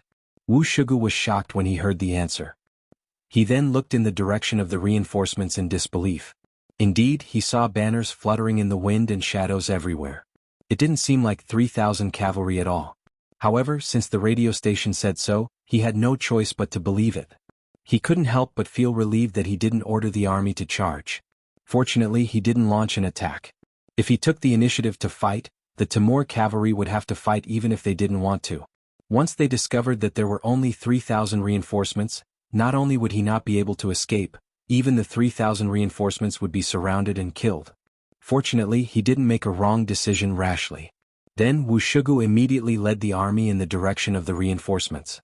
All the wounded soldiers were tied to the war horses. Although the journey was still bumpy, it was fortunate that they were able to escape. In the past, when they followed the other kaganates, once they became wounded, they would be abandoned. They wouldn't be allowed to follow the army, let alone treat them. Just from this point alone, who knew how many people were envious of the 5-Star Army's treatment of their soldiers? Among them were their own soldiers but also their enemies. The reinforcements were the 3rd Legion's Nizan Cavalry Division. They were personally led by Division Commander Yella. 3,000 cavalrymen brought out all the flags of the 3rd Legion in order to confuse and intimidate the enemy.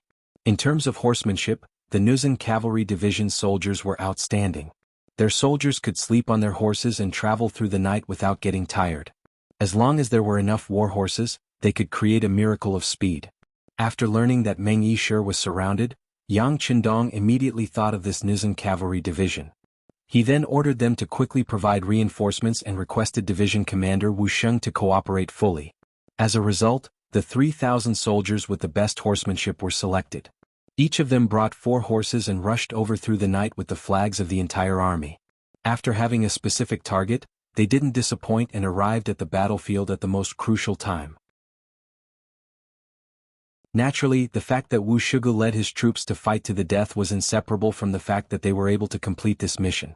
Therefore, when the 2 division commanders met, they immediately complimented each other. Division Commander Wuxigu expressed his gratitude. Division Commander Yella expressed his admiration for Meng Yishir's fighting spirit. In the end, everyone was happy and the 2 armies met up and rushed back. This scene was finally witnessed by the dozens of Timur cavalry scouts who were following behind them.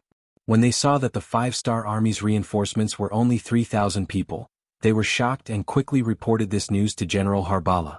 Originally, Harbala was glad that Meng Yishir didn't chase after him. Otherwise, he would have to sacrifice some of his cavalrymen. However, when he heard that the reinforcements were only 3,000 people, he was so angry that he fell off his horse. Before he fainted, he knew that he was going to die this time.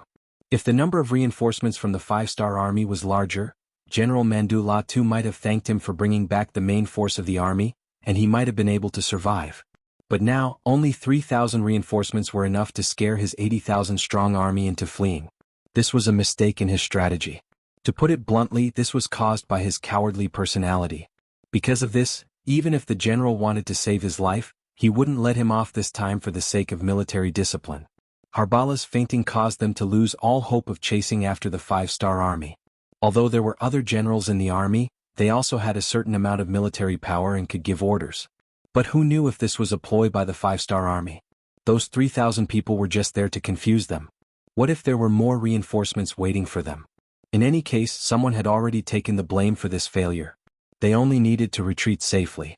Just like that, the 80,000 Timur cavalrymen quickly retreated. But what they didn't know was that in the sky, the 5-star Army's Air Force was secretly monitoring their every move. Letting the Air Force deal with the fleeing Timur cavalrymen was still too weak. Their mission wasn't to attack from the air, but to keep an eye on these people and find where the Timur cavalry was resting. This would serve as a guide for the encirclement. This was naturally an order given by Yang Qindong himself. This time Mandulatu made the first move. With his personality, there was no reason for him to suffer a loss. The following counterattack was inevitable. Not only that, after Yang Qindong received Wu Shugu's farewell telegram, he sent a telegram to the 5-star Army's new army to speed up and attack the Timur Empire's territory from the east. He was always the one who took the initiative to attack and set up traps. This time he was actually tricked by the other party. Yang Qindong had to vent his anger no matter what. The commander of the new Third Army, Su He, rushed all the way here after receiving the order. He became the first 5-star army to arrive at Akamo City and successfully joined forces with the world's #1 cavalry army that had stayed behind to guard the city. These two armies that had been secretly competing with each other and comparing their military exploits all the time finally met. After Tianhu and Su He met, they couldn't help but punch each other's shoulders. This wasn't meant to fight, but rather a different way of showing respect and friendliness. The two strongest armies met. After some discussion, they joined forces and headed south from Akamo City. Their first target was the Kazan Khanate. First, it was to teach the other party a lesson. This Khanate had previously sent 20,000 cavalrymen with Heifertel as its general to cause trouble for the world's first cavalry army. Second, once they occupied or controlled the Kazan Khanate, it would be the same as cutting off the Timur Empire's path to the eastern Khanates. Then, the Timur Empire would become a lone army, a piece of meat in the 5-star Army's bowl. They could eat it whenever they wanted. Harbala finally woke up on the way back, but soon after he returned to Herat City. Here, he met Great General Manduratu, and was beheaded in public for the crime of not advancing in fear of the enemy. Chapter 15:20. The failure of the plan made Manduratu feel great pressure. He had a bad feeling. This time the Timur Empire was doomed. Even he wouldn't be able to turn the tide. The facts proved that his feeling was right. In the following period of time, bad news came one after another. First, they tried their best to get the internal troops to surrender, allowing the 5-star Army to finally have a safe path to attack. They split into two directions and attacked the Kazan Khanate to the east of the Timur Empire. The Kazan Khanate, which had already sent out troops to support, had a limited number of troops and could not stop the main force of the 5-star Army.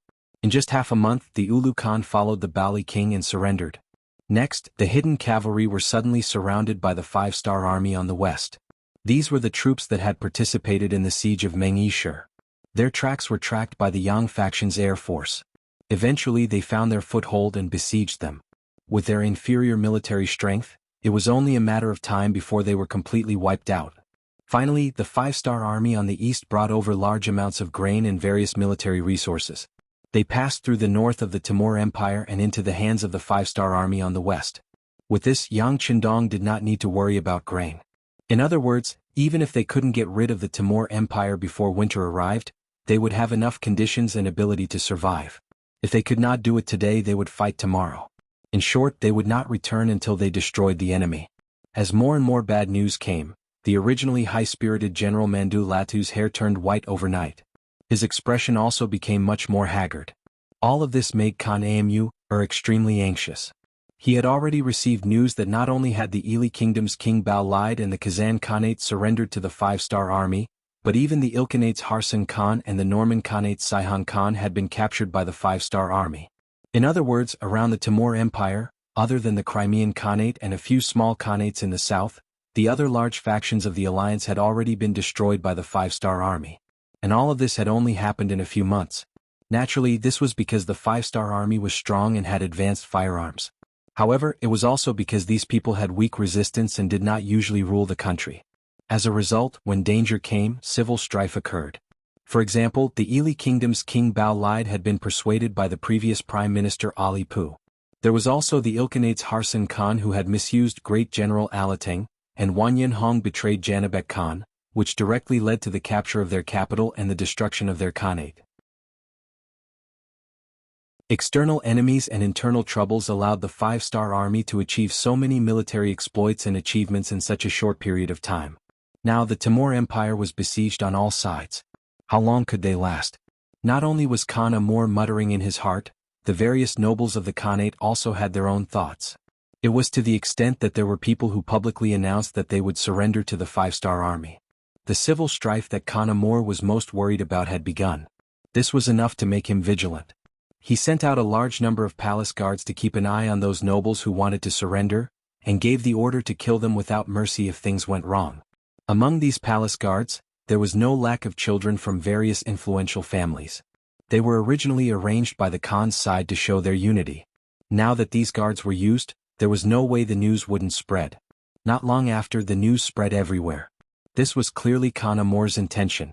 He didn't want to kill all of these nobles just because they wanted to surrender, so he gave them an appropriate warning. It had to be said that this move had some effect. At the very least, it suppressed the voices of those who wanted to surrender. On the surface, it looked like the entire Timur Empire was united. The five-star army pressed forward step by step.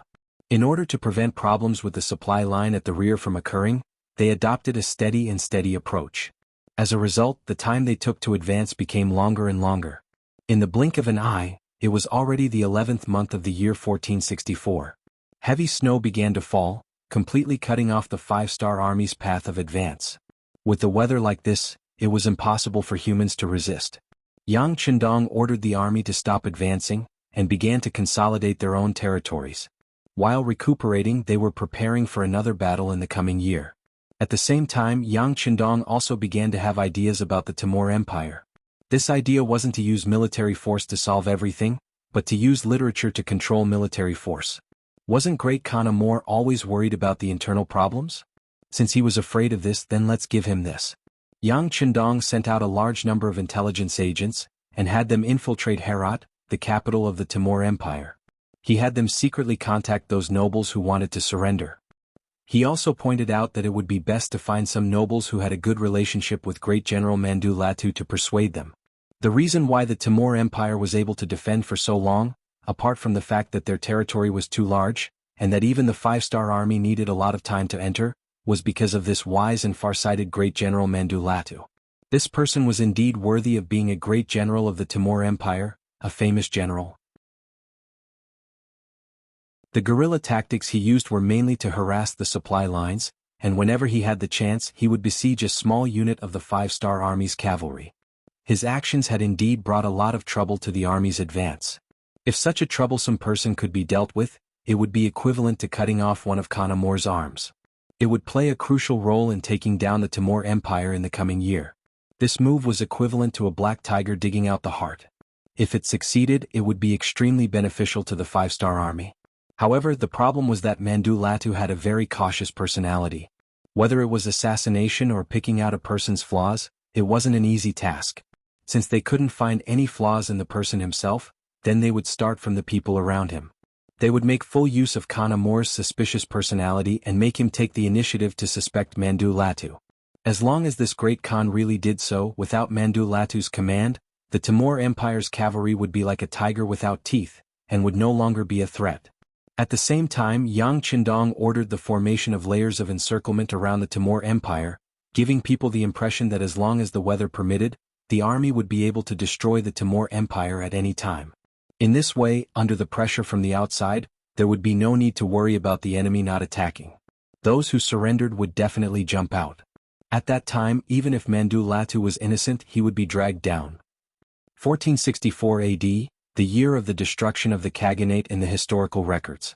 It was precisely under the leadership of Yang Chendong that the five-star army achieved victory in the east and west, causing some small Khaganates and small factions to surrender. Not only did they expand Yangtze's territory, they also directly dealt with the last threat outside the Ming dynasty. It was not accurate to say that it was the last one because when Yang Chendong and the Timur Empire were caught in a bitter battle, Bangra, that is, Bangladesh to the west of Burma, suddenly sent troops to invade, resulting in the loss of 4 counties and 3 cities, 120,000 people were captured, and tens of thousands of houses were burned down. When this matter was reported to Yang Chendong, the five-star army nearby had already sent troops to rescue. Not only did the Myanmar army, the Laos army, the Vietnamese army, and the Cambodian army all moved out, even the Cold Front 1st Regiment that was patrolling nearby quickly rushed over. Although the 1st Regiment led by Bu Hai only had 2,000 people, they were a fully armed army. With them as the main force, and with the help of several local military regions, they were able to stop Bangla's army from entering. However, because the number of cavalry in the local army was very small, they could only defend against the enemy's mobile army. Yang Chendong took the telegram sent by the Navy the day before yesterday and found a piece of relevant information. He ordered, "Isn't Long Yun Tian of the 3rd Marine Division sending supplies from Sumatra? Let them take a detour into the Bay of Bengal and attack Chittagong for me. Create a situation where the army is pressuring the border and force their cavalry to retreat." Yes. Wang Shan, the head of the telecommunications department, took a pen and wrote down the order, then turned and went to the telegraph room. Beta Persei was left on the side with a pair of tiger-like eyes spewing out flames of anger. "Young master, let me take 10,000 cavalry and kill them. How can a small Bangla overturn the sky?" Just from Beta Persei's request for 10,000 troops, it was obvious that he didn't take the other party seriously. But Yang Chendong didn't think so. Today's Yang Xie's momentum was so great that he even destroyed an old force like the Golden Horde. Logically speaking, no one would take the initiative to find trouble with him. But anyone who dares to do this must have something to rely on. And before he fully understands what's going on, he won't have any thoughts of underestimating the enemy. Seeing that Yang Chendong didn't agree to his request, Beta Persei had to take a step back and said, "Young master, the new 5th Army, the E-1st Army, and the E-2nd Army on the Eastern Front have all asked for battle. Why don't you just send an army to Bangla to ask for an explanation? No. Now the main task is to clean up the Timur Empire. Other things can be put aside for the time being. Send a telegram to them, no one can act rashly without a military order." Yang Chendong shook his head again. At this moment, his eyes were incomparably deep, and if one looked carefully they would reveal a murderous intent. Bangla's offensive behavior made him angry. He will remember this account first. After the Timur Empire is dealt with in the spring of next year, he will have the time to deal with them. Previously he also considered that Bangla and the southern Ming Empire were neighbors. If he attacked them it would bring too much pressure to the southern Ming Empire. After all, he had too many enemies before, and he didn't have the intention to attack the southern Ming Empire.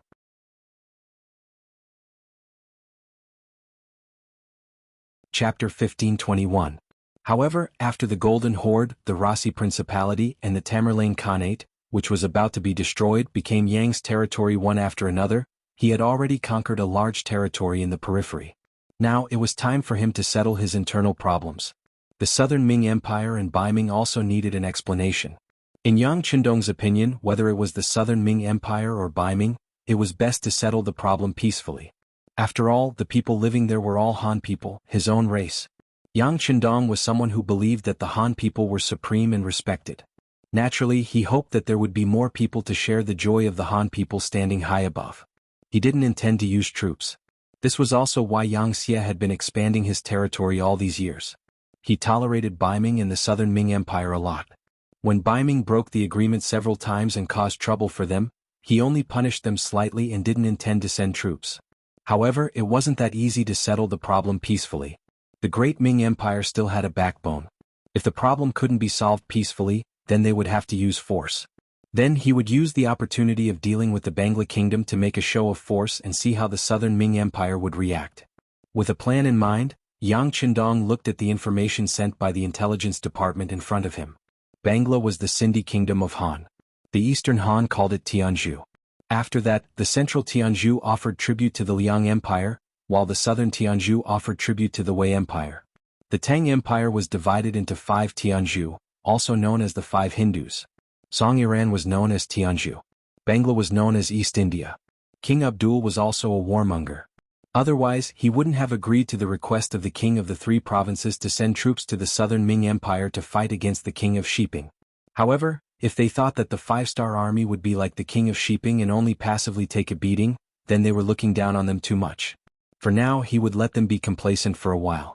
After dealing with the Timur Empire in front of him, he would make the other party spit out everything they ate, including interest. Inform the Security Bureau and the CIA and ask them to send people to Bangla. I want to know everything that happened there, the reason for the sudden attack on Myanmar, and who played a role in this matter. I want to know everything. Yang Qindong's face was fierce and his voice was not loud, but when Beta Persei heard it, he could not help but shudder. He had a feeling that the young master was angry this time. In the city of Turkestan, the old capital of the Kazakh Khanate, Janelbek Khan was hiding there with 20,000 of his cavalry. When he learned that the Pungra kingdom had really sent out troops and attacked Yangtze's Burma province, he was so happy that he almost jumped up. Although this battle was not fought by him, it was a good thing to be able to find trouble with the Han army. With this matter, he waited for the 5-star army to mobilize, and then he would find an opportunity to break out. Yes, at this time, Janelbek Khan has been forced into the encirclement by the 5-star army's Eastern Front army. He didn't dare to break out of the encirclement rashly.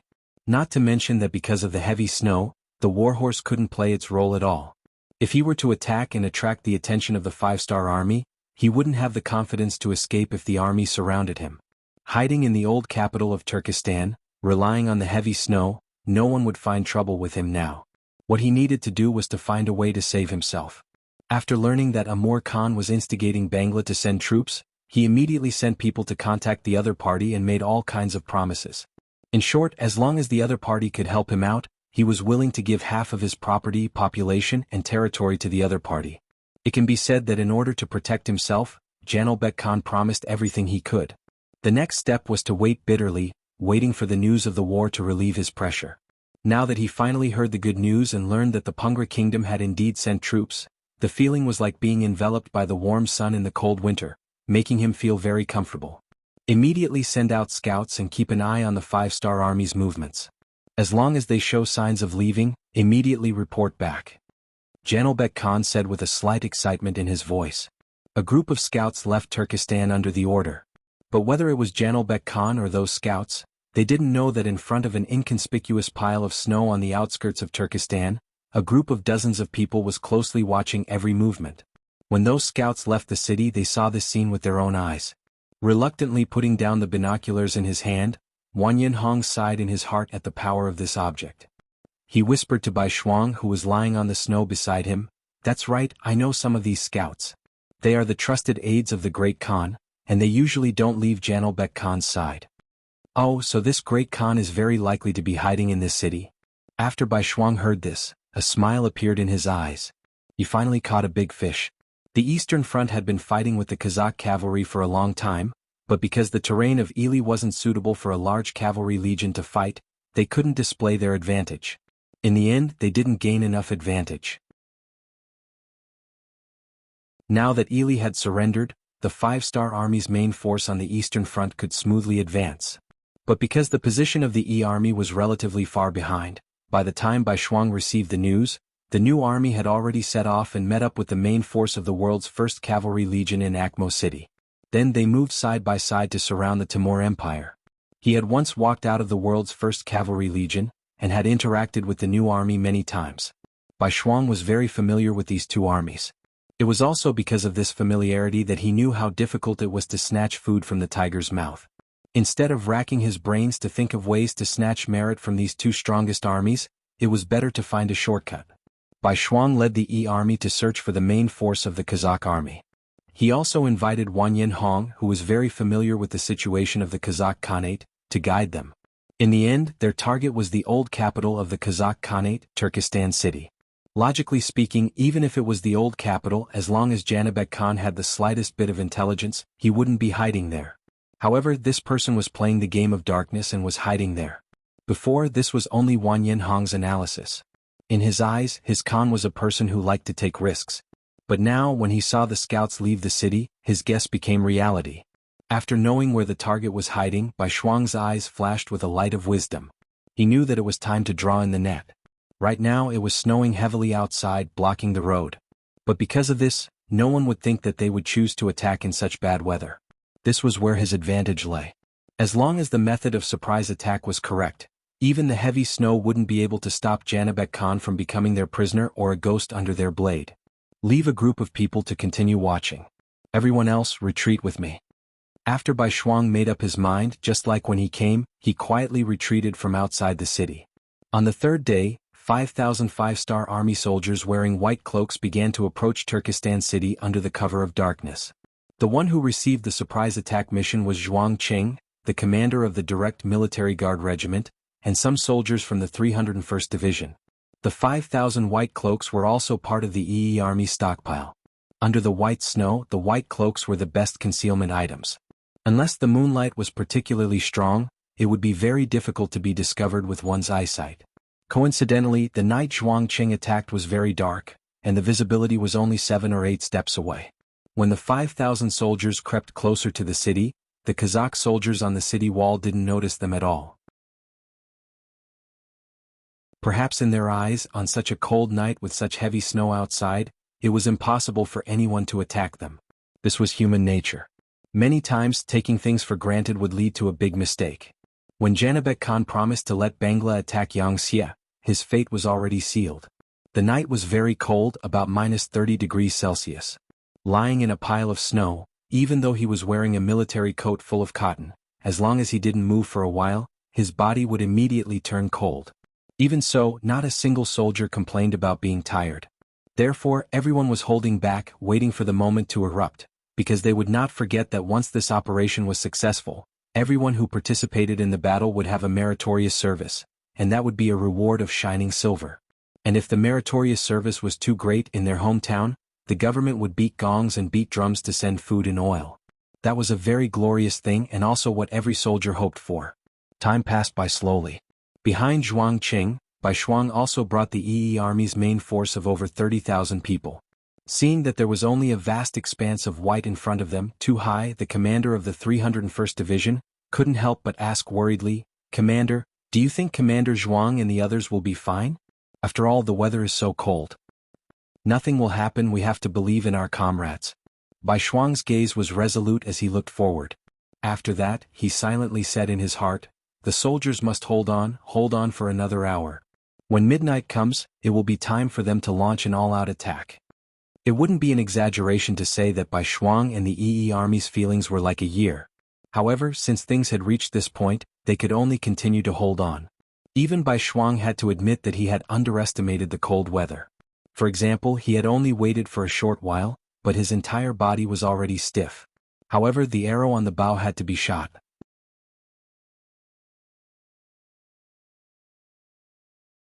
Chapter 1522. How much longer until midnight? Bai Shuang had asked this question countless times, and Xiao Qing, the commander of the 1st Battalion of the Guard Regiment, had answered it countless times. Finally, when there were less than 3 minutes left, his voice was filled with excitement as he said, "General, there are still 3 minutes left." Good. Pass down the order. All troops get ready to charge."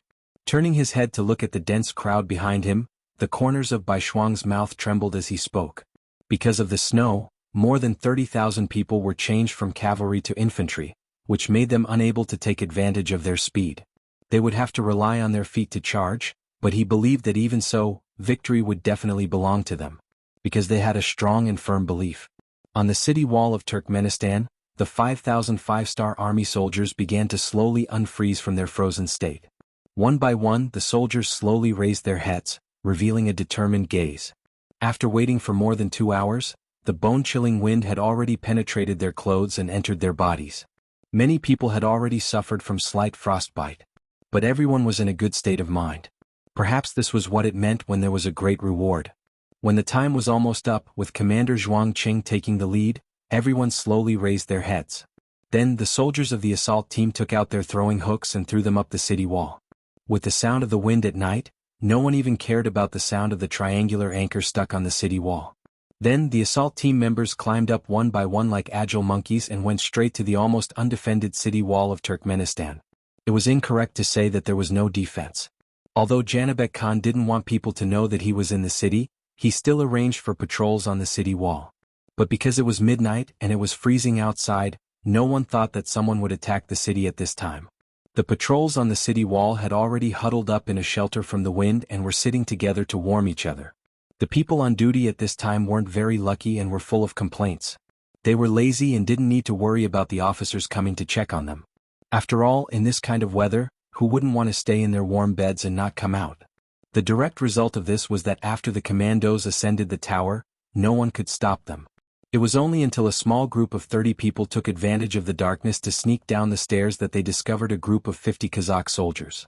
They were huddled together, some were sleeping, some were talking, and some were trying to distract themselves. 30 against 50. If it was a direct confrontation, it was obvious that the side with fewer people would be at a disadvantage. But at this time, the side with more people was completely unprepared, and the side with fewer people were all fierce assault team members. The result would be the right one. After seeing this formation, the assault squad leader named by Zhuang Cheng made a few hand gestures in the dark. Immediately, 20 of his squad members split up to flank the enemy from the left and right. Another 10 squad members saw an opportune moment and sprinted towards the passageway leading to the bottom of the city tower like leopards. The sudden movement quickly attracted the attention of a few soldiers who were chatting, but they didn't have the chance to shout anything. A black shadow suddenly appeared in front of them, and the sharp blade slashed across their throats. One after another, the Kazakh soldiers didn't even have the chance to shout before they felt the strength in their bodies being sucked out. Then, the figure swayed and fell to the ground with a plop. After that, more and more commandos appeared.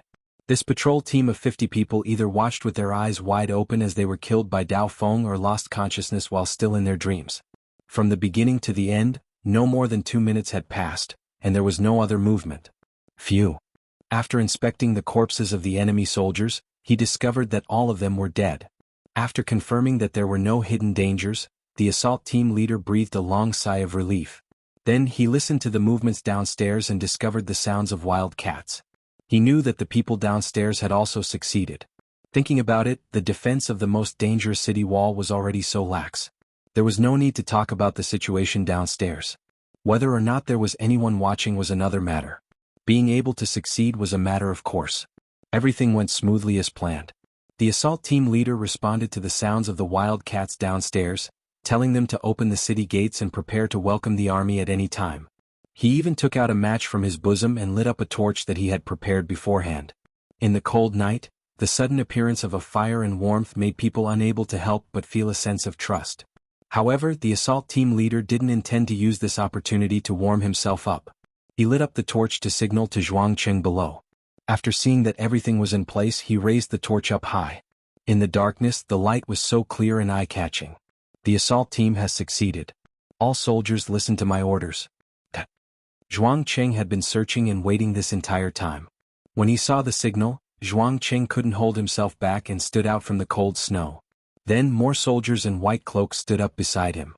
As if to cooperate with them, the city gate several dozen steps away slowly opened from the inside. In the silent night, the creaking sounds of the city gate opening were especially sharp. What's going on? Why did the city gate open? Who gave the order? This kind of movement finally attracted angry curses and reprimands. Through his studies, Zhuang Cheng, who understood the language of the Kazakh Khanate, knew that his plan had been discovered. He had to hurry up. He didn't care about hiding his identity and shouted, "All soldiers follow this commander and attack. Kill the enemy and gain merit. Kill the enemy and gain merit." This kind of shout instantly attracted more voices of agreement. Then the 5,000 soldiers charged forward with high fighting spirit. Due to the cold weather, some of the warriors even fell to the ground while running. That was because their bodies were stiff. However, when they got up and moved their bodies and found that there wasn't much of a problem, they continued to shout and charge. Behind them, when the torches on the city gate were lit, Commander Bai Shuang had led the main force of the foreign army to charge. In comparison, they were afraid of being discovered by the enemy, so they were further away. They also didn't have the help of war horses, so they had to rely on their feet. However, no matter what the conditions were, they had to quickly enter the city. Otherwise, the pressure on the 5,000 vanguard soldiers would increase. No one knew how many of these 5,000 warriors were still able to fight in such bad weather. First, there was the sound of the city gate opening, followed by the sounds of fighting and killing. When the other city guards heard this, they instantly understood what had happened. More and more people began to gather at the city gate. They were also shocked at how the enemy had managed to sneak in and open the city gate in such cold weather. However, no matter what should have happened had already happened. Now the only thing they had to do was to chase the invaders out. Otherwise they would all die here. The movement at the city gate quickly spread to Jainier Bek Khan's ears. This Kazakh Khan suddenly jumped up from his bed and shouted, "How is this possible? In such heavy snow, war horses can't be used at all. In such cold weather they have traveled so far. Which army can withstand such cold weather? Also, how did they know that this Khan was in the city? There must be a traitor. Yes, there must be a traitor. Of course there was a traitor. However, it wasn't someone in the city like Jianghu Khan thought. It was Wanyan Hong from the Wanyan family, whom he had been suppressing. At this time, it was clearly not wise to be tangled up in this matter. After Jianghu Khan vented his dissatisfaction by shouting, he also thought of this problem. He immediately ordered, "Send out all the troops in the city. Send them out and chase the enemy out of the city gate. There shouldn't be too many of them. Otherwise, our scouts would have discovered them. As long as we chase them out of the city, they won't be able to do anything to us with the city gate as cover. In such cold weather they will retreat without attacking. Tell these words to the generals. If they want to survive, they must use all their strength to kill the enemy." Jianghu Khan's analysis was reasonable. When his words reached the ears of the generals, they also deeply agreed with him. Then nearly 20,000 troops in the city were mobilized and pressed against the east gate that had been opened. At this moment, there was an intense battle going on at the east gate. It was only because Zhuang Cheng and the others were fast enough that they managed to enter the city before the city gates were forcefully closed. However, in order to defend the city gate they paid the price. Only 2 of the 30 commandos were left, and both of them were slightly injured. The enemy is not weak. We must not be careless. Seeing that the commandos were almost completely wiped out in a short period of time, Zhuang Cheng felt immense pressure. When he turned around to look at his soldiers, most of them had pale faces and were trembling all over. He knew that the long period of hiding had greatly affected their combat strength. With their current strength, if the enemy counterattacked too fiercely, it was hard to say if they could wait until the main force arrived. Since they had already launched the attack, there was no reason to give up halfway. Zhuang Cheng gritted his teeth and said to the soldiers who were still trembling because of the cold, "Don't be afraid, everyone. Try to move your limbs as much as possible. There will be a great battle soon. We must hold on until the main force arrives. When that time comes, everyone will be heroes. Our families will also benefit from our efforts today."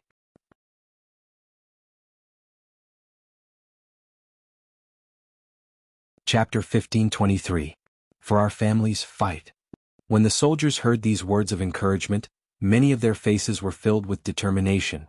They took the opportunity to move their bodies, stretching their arms and kicking their legs, hoping to force the cold out of their bodies and regain their mobility. The sound of footsteps became more and more frequent. In the dark night, the number of black shadows in front of them also gradually increased. Zhuang Cheng led the soldiers to see all of this. He felt that the reaction of the Kazakh soldiers was indeed fast.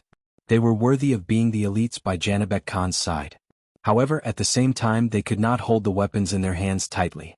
They were prepared to fight to the death. "Archers, get ready. Fire." When he felt that the enemy was less than 70 steps away from them, Zhuang Cheng shouted loudly. The archers who had just gathered together fired a round of arrows. They could clearly feel that many of the black shadows in the distance were shot down. "Archers, fire." After the initial panic, the black shadows on the opposite side quickly reacted. Then the same military order was given. Then the sky was covered with arrows and they fell on the vanguard led by Zhuang Cheng. Although they were prepared and some of the soldiers took out their shields facing the dense rain of arrows, many of them were still hit. In a short period of time, hundreds of soldiers were killed by the arrows. Kill? When the distance was close, the arrows were obviously not suitable. The Kazakh general ordered the soldiers to charge. In this regard, Zhuang Cheng was unwilling to pass on his responsibility. Although the number of soldiers he brought was small, he still shouted the slogan to charge and kill. The confrontation between the two armies was like this. Putting aside the fact that the brave would win in a narrow path, when faced with the enemy's attack, if one side retreated out of fear, the morale of the soldiers would plummet, and they would be defeated like a mountain. Shouts of killing continuously sounded. Regardless of whether they were willing or not, in the end, the soldiers of both sides fought together in front of the east gate. When the weapons collided with each other, the black shadows fell to the ground one after another, and blood splattered everywhere. In such a chaotic situation, the so-called martial prowess was no longer important. The battle was to see which side's formation was more solid, whose killing intent was more ruthless, whose willpower was more firm. Every swing of the saber, sword, or spear could be the last action of their lives. No one would be careless and no one dared to be careless. It was as if two ferocious beasts had collided. Under the impact they were all riddled with wounds and suffered heavy casualties.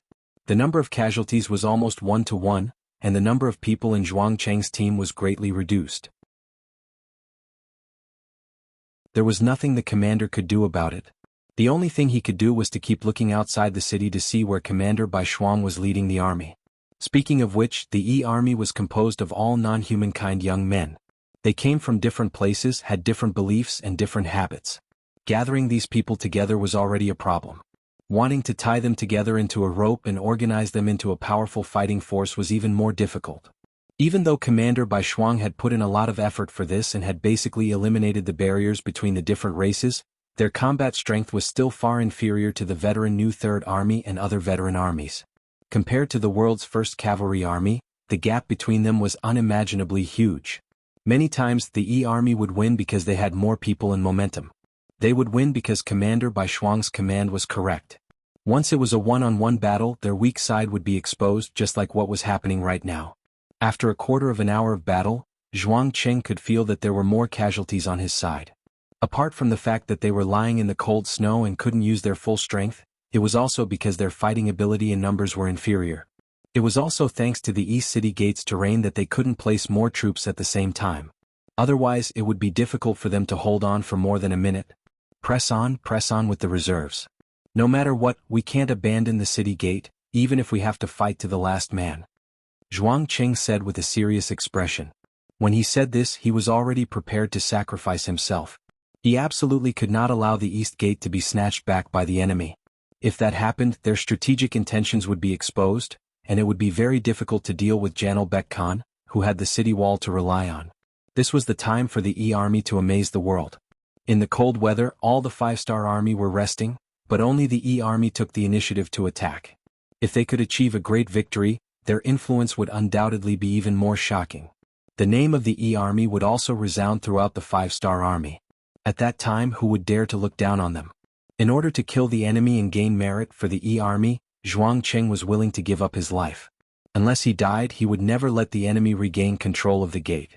Quick, faster. Those who can run, run first. Don't worry about the formation. Bai Shuang led more than 30,000 soldiers and ran over from 5 miles away. At this time, even the soldiers with good stamina were panting. If he were to run on flat ground, the distance of only 5 miles was nothing to him. He would be able to rush over with his army in less than a quarter of an hour. Moreover, he would have the ability to join the battle immediately. However, in the heavy snow it was a different story. The snow was knee-high and every step was very difficult. Many times, when one stepped on an empty space while flying at a high speed, it was possible for one to sink into the ground. Even if they stepped on the ground, they would often pull out one leg and the other leg would sink into the snow. In such an environment, it was impossible to make use of the advantage of speed. Therefore, after walking for a quarter of an hour, they didn't even cover half of the distance of 5 miles. If they continued like this, it was impossible to reach the gate in time. This would increase the pressure on Commander Zhuang Cheng. It was even possible that he would abandon the gate. In a moment of desperation, Bai Shuang saw too high of the 301st Division. He was leading hundreds of soldiers to clear the path for everyone, and he was even stopping to wait for the main force of the army. He had an idea and gave the order to attack alone without the need for a group. The first 10,000 people to reach the gate will be rewarded with military merit. Once Bai Shuang gave the order, Tu Hai was only stunned for a moment before he left the formation of the army and began to speed up. Behind him, there were hundreds of people following closely. Even further away, there were hundreds and thousands of people who also began to speed up, trying their best to run forward. The speed of the army finally increased, and Bai Shuang couldn't help but sigh in relief. Now it was up to Zhuang Cheng and the others to see how long they could hold on. This time they couldn't lose no matter what. This was a good opportunity for the Yi army to make a name for themselves. For this reason, Bai Shuang didn't ask for help from the Cold Front 4th Division on the Eastern Front. Otherwise, with an army with firearms, they wouldn't care about the city walls of Turkmenistan. Bai Shuang was a little nervous, but Zhuang Cheng at the East Gate had already forgotten what nervousness was. When he saw wave after wave of soldiers charging up and falling down, and when the smell of blood reached his nose, he had already disregarded life and death. At this moment, there was only the enemy in his eyes. There was only killing the enemy. Perhaps it was because the 5-star army's counterattack wasn't intense, but the Kazakh soldiers' morale was greatly boosted. After seeing that there weren't many enemies, their courage was boosted, and they charged even more fiercely. Furthermore, they had all crawled out of their warm beds and had never experienced frostbite before, so they could unleash their full strength. In comparison, the 5-star army side seemed to be at a disadvantage. After another 15 minutes, less than 800 of the 5,000 vanguard soldiers were left. This was the last of Zhuang Cheng's strength. Seeing so many of their comrades die in front of them, the remaining 800 people's eyes were red, and the veins on their hands holding their swords were popping out, reflecting their anger. Even if they joined the 5-star army, even if they joined a different army, it was tantamount to tying their fates together. Without a military order, they could only advance and not retreat. This was an iron law. If anyone dared to disobey, not only would they be beheaded, even their family would be implicated. Their family would have to bear the name of a deserter and live a difficult life. Whether it was for their own dignity or for their family, these 800 people couldn't retreat. Either they killed the enemies charging at them or they were killed by the enemies. There was no third way. Come, fight for yourself, fight for your family. Zhuang Cheng pulled out his sword and said with a murderous look on his face, "Fight, fight for our family." The 800 warriors all shouted in unison and took out their weapons. Under Zhuang Cheng's lead, they charged at the charging Kazakh soldiers. With Zhuang Cheng taking the lead, no one was able to block his sharp saber. Several Kazakh soldiers were cut down and fell to the ground. This scene greatly stimulated the other soldiers, causing their morale to suddenly soar in a short period of time. They forced the Kazakh soldiers to retreat by a distance of nearly 10 feet. As the saying goes, a soldier is strong while a general is strong. Zhuang Cheng's bravery set an example for the other soldiers, allowing them to display their own potential and make a temporary turnaround. The Kazakh soldiers didn't expect this result. When many of the Kiliarchs saw that the 5-star army was at the end of their rope, they couldn't help but have a fearful expression. As the saying goes, the unreasonable are afraid of the reckless, and the reckless are afraid of those who don't care about their lives. When facing enemies who didn't care about their lives, the fear in their bones would unconsciously jump out.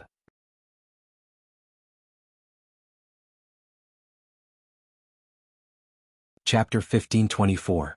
There is a large number of 5-star army outside the city. They are getting closer and closer.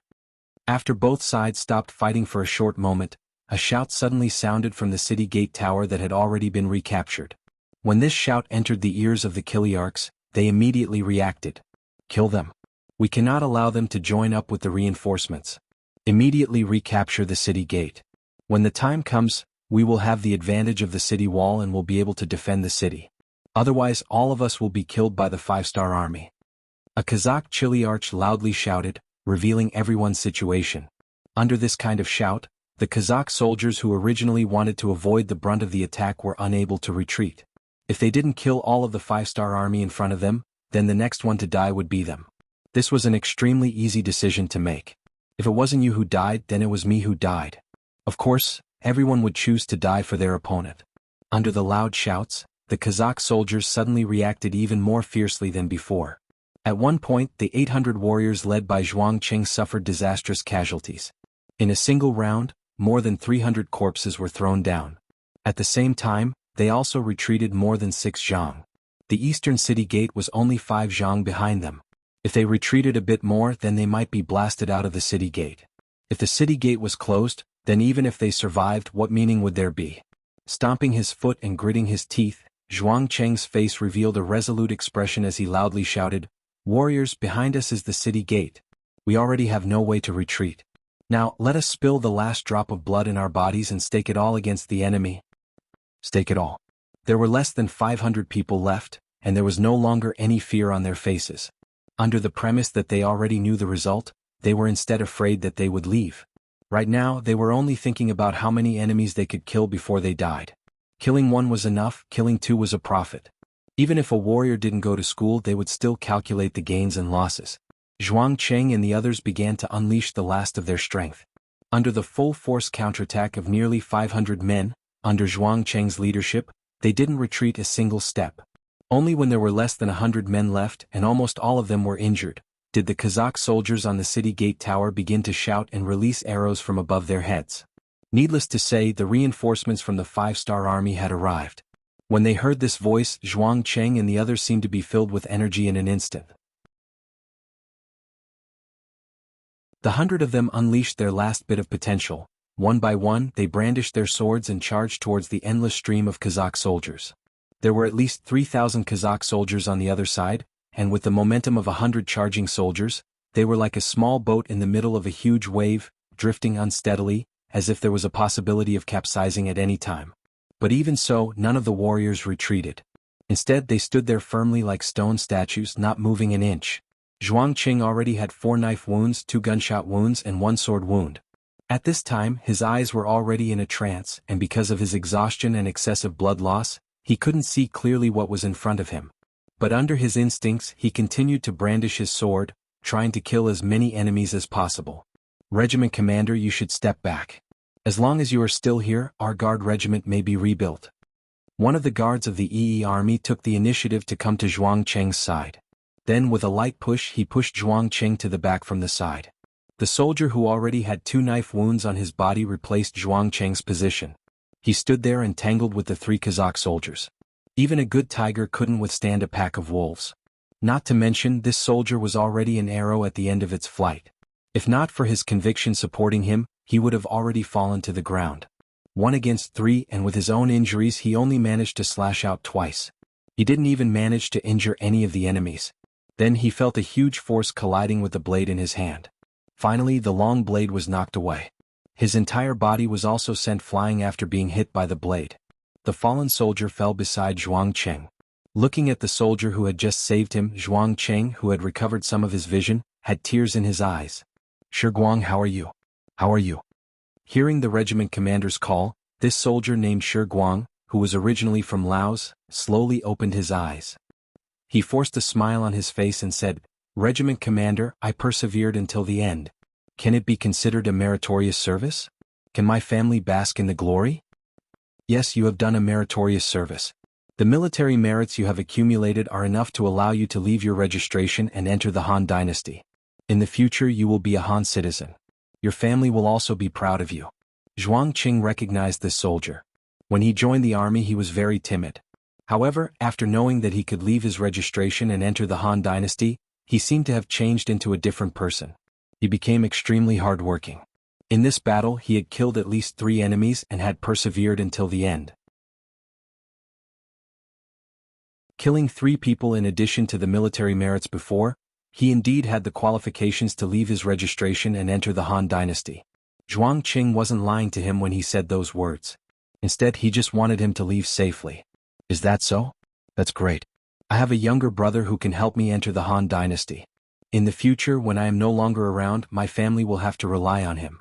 Is that okay, regiment commander?" Shiguang's eyes flashed with a glimmer of light. Perhaps that was the final radiance of a dying person.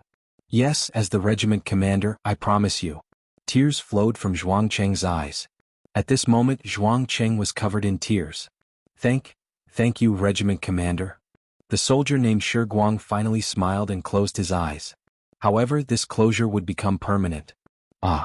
Looking at the dead warrior who had just saved him lying in his arms, Zhuang Qing felt a surge of anger. He didn't know where he got the strength, but he stood up again. He pulled out his sword and slashed at the Kazakh soldiers who were charging at him. 1 slash, 2 slashes, 3 slashes. He did not know how many slashes he had made, nor did he know if he had killed anyone. Zhuang Qing only felt that the sky in front of him was dark. That was the sign of his physical strength being used to the extreme. Just when he was about to fall to the ground, a strong arm suddenly caught him. Following that, Division Commander Tu Hai's loud voice sounded in his ears. "Regiment Commander Zhuang, you have completed the mission very well. Now you are very tired, you should go and rest. Men, is there any medical staff? Immediately save him." This was the voice that Zhuang Qing heard before he fainted. He did not know whether it was an illusion or reality. After that, he completely closed his eyes. Division Commander Tu Hai had arrived. He brought more than 1,000 soldiers with him. Behind them, more and more soldiers from the other army were entering the city from the east gate. In the eyes of the Kazakh Kiliarchs, they knew that the situation was over and everything was over. With no hope left, some of them simply abandoned their weapons and knelt on the ground to surrender. There were also some who directly ran towards the other city gates. They did not want to surrender to the 5-star army, so they could only risk charging into the harsh environment where snow was everywhere in order to survive. Janelbek Khan did not escape. He had no place to escape. He also did not think that the 5-star army could really enter the city. Just a moment ago, someone had reported that the 5-star army could be driven out of the city. However, in just a short while, the 5-star army actually entered the city. With such a huge contrast, Janobek Khan didn't even have time to prepare before he heard even worse news. The place where he lived, which used to be the Kazakh Imperial Palace, was surrounded by the 5-star army. With a plop, Janobek Khan fell to the ground.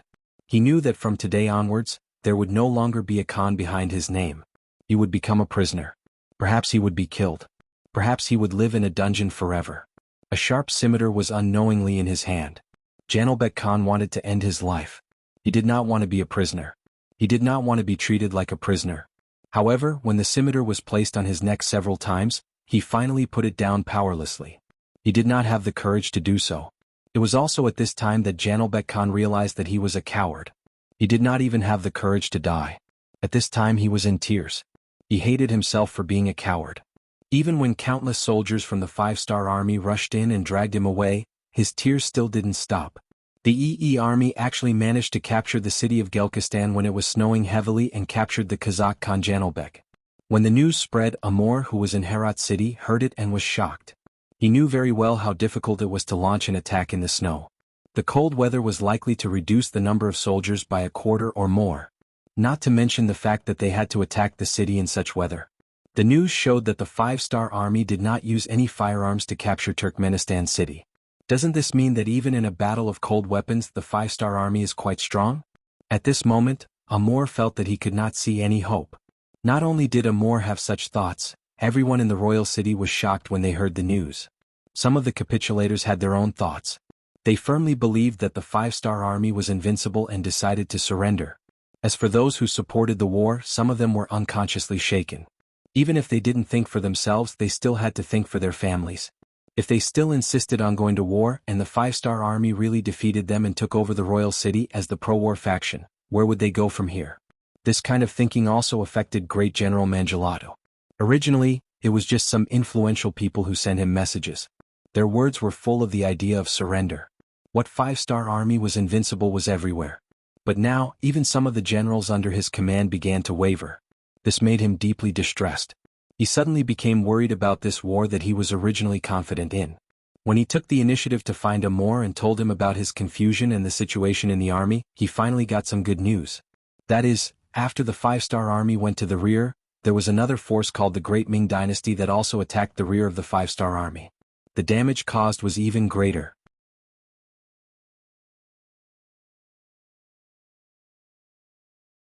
Chapter 1525. The chaos in the rear of the 5-star army meant that the Timur Empire's opportunity had arrived. According to Khan Amor's plan, as long as they could withstand the first wave of attacks from the 5-star army, the other side would be forced to retreat and deal with their internal problems first. Once that happened, they would have a chance to catch their breath. Although placing the hope of survival on someone else wasn't a smart move, it wasn't a smart move. But at this moment, without a better choice, Mandulatu could only think like this. The king of the 3 provinces was Jianghu. Originally, he had a good relationship with Bangla and they had worked together to deal with Shiping King Mu's family. Now that they were working together to deal with the 5-star army, it wasn't surprising. Even so, when the telegram reached the ears of Yang Qindong, who was waiting for the beginning of spring in the snow, it still aroused his anger. He already knew that Jianghu was a two-faced person and sent troops to guard against him. But after Bangla invaded Burma, Yang Qindong moved the troops to deal with the problem there. He didn't expect Jianghu to make a move at this time. It had to be said that Jianghu grasped the opportunity very well. At least he caught the 5-star army off guard. Send a telegram to the Ministry of Foreign Affairs and tell them to put pressure on the southern Ming Empire. Jianghu is the king of the 3 provinces. Now that he suddenly sent troops, they have the right to control it. Also, send a telegram to the 1st Division of the Cold Front to stop training new recruits and go to Yunnan province. We want to show some people how powerful we are. Yang Qindong said with a deep expression. Hearing that the 1st Division of the Cold Front was mobilized, Beta Persei's eyes flashed with surprise. Even if they were all part of the Cold Front, there were differences in strength. For example, the 1st Division of the Cold Front was the most elite of the Cold Front. If entering the Cold Front was a very difficult thing, then entering the 1st Division of the Cold Front was even more difficult. Their test was second only to the Black Cavalry. Because of this, they shouldered the task of training the new cold front. Everyone was an instructor and everyone was the backbone. Even an ordinary soldier could calmly become an outstanding squad leader. This was simply a teaching brigade. One could imagine how powerful such an army would be. Coupled with the fact that they were fully equipped with firearms, their combat prowess was astonishing enough to deter any opponent. Now that the young master had sent this army, it was obvious that he hated Zhu Huixing. The telegram was transmitted to the headquarters of the army in Crimson City. After receiving the telegram, Lung Song immediately ordered someone to summon the commander of the 1st Division, Ting Shan. In less than half an hour, Ting Shan, who was riding an electric motorcycle, appeared at the headquarters. It had been some time since the engine was successfully developed, and it had been used in many fields. Among them there were many battery-powered vehicles. When this thing was first born, it truly frightened many people. Especially when they saw that this thing did not require manpower to move, and it was not slow at all, everyone was completely convinced by science. This was especially true for those scholars who had been lured from northern Ming and southern Ming to Crimson City through various channels. They didn't dare to spout nonsense and pick on the flaws in science. On the contrary, many people began to change their subject. They put aside the 4 books and 5 classics and asked about applying to Yangxia Academy. As the commander of the 1st Division of the Cold Front, Ting Shan was definitely one of the oldest people following Yang Qindong. Even though he was only a major general and a division commander, he was still a commander. However, even if he was given the position of commander of a group army, he would not be able to exchange for this position. He was the commander of the 1st Division of the Cold Front, and his existence was equivalent to the leader of a teaching brigade. At least 60% of the soldiers of the Cold Front were indirectly or directly related to him. They were either his students or his students' students. A person with this kind of experience naturally had to own a battery-powered vehicle.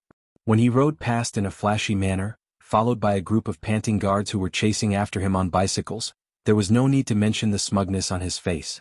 Ting Shan came to the office of the deputy commander of the army headquarters, Lung Song. After he knocked on the door and entered, he saluted and sat on the guest chair in the office. He poured himself a cup of hot tea and asked with a smile, "Lung Song, do you have any instructions? Is there a tough battle that you want our division to fight?" When Ting Shan asked this question, he still spoke in a joking tone. He knew very well that on the surface he was a division commander, but in reality he was the leader of the teaching brigade of the Cold Front. From time to time, he would also be the leader of the training brigade of the new corps and even the recruit division. There were too few times when he would be needed on the battlefield.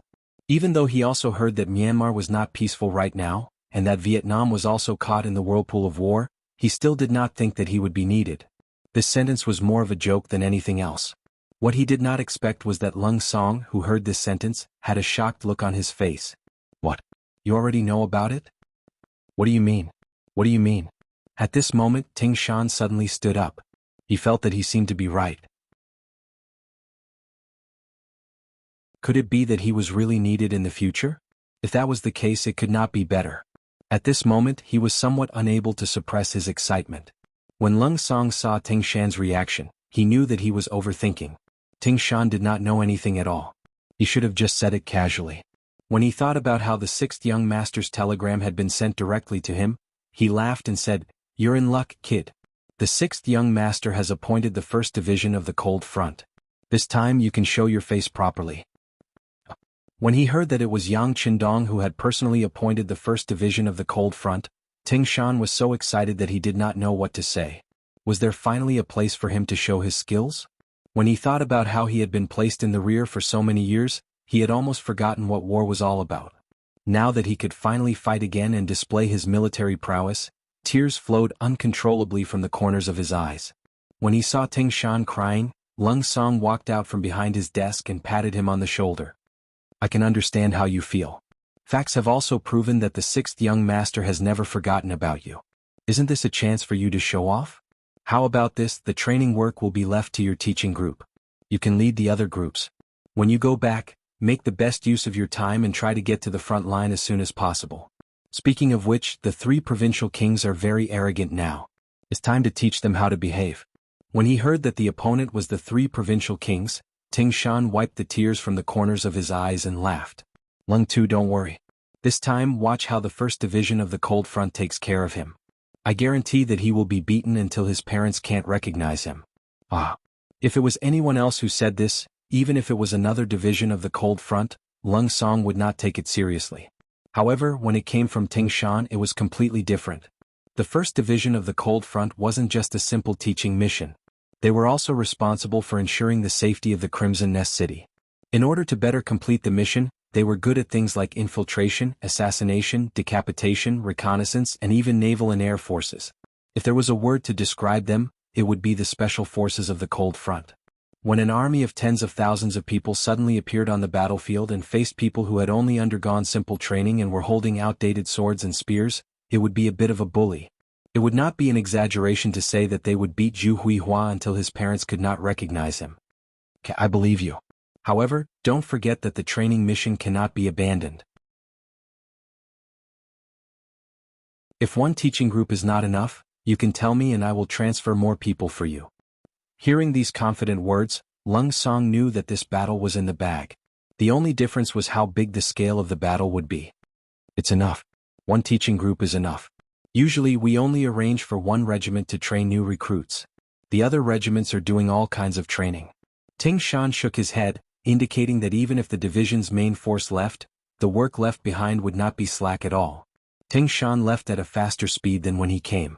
When he rode the electric scooter back to the division headquarters of the 1st Division of the Cold Front, apart from the teaching group, the other 4 regimental commanders entered the meeting room. When everyone found out that the 1st Division of the Cold Front finally did not have to stay at home and could go out to fight, everyone was extremely excited. If it were not for Ting Shan's constant reminders and warnings, even the table would have been smashed. After a while, everyone finally calmed down. Then the regimental commander of the 1st Regiment, Jianghu, asked in an excited tone, "Sir, when can we set off?" "That's right. All these years, we've been watching our brothers' troops perform meritorious deeds at the front lines while we're the only ones left behind. We can't stand it anymore. If we can set off, the sooner the better." The 2nd Regiment commander, Xiao Shan, also shouted to express his attitude. Seeing how anxious the regimental commanders were, Ting Shan nodded. "Have you heard about the incident with Commander Bai Shuang of the Yi Army?" "Sir, are you talking about the snowstorm?" "Of course I've heard about it. Yang Bao has recorded it. The Yi Army is really good. Under the heavy snow, other people would find it cold to walk around, but he insisted on it. He actually took the initiative to attack and even achieved a complete victory. As expected of the 6th young master's favorite student." The 3rd Regiment commander, Fang Hao, said with an envious and admiring tone. After the 1st Regiment commander and the 2nd Regiment commander heard this, they kept nodding their heads. Obviously they had the same view on this matter. Only the 4th Regiment commander, Qin Zaiqiang, nodded his head first. Then, his eyes suddenly widened as he said, "Wait, does Sir mean that we should also attack in the snowstorm like the Yi Army?"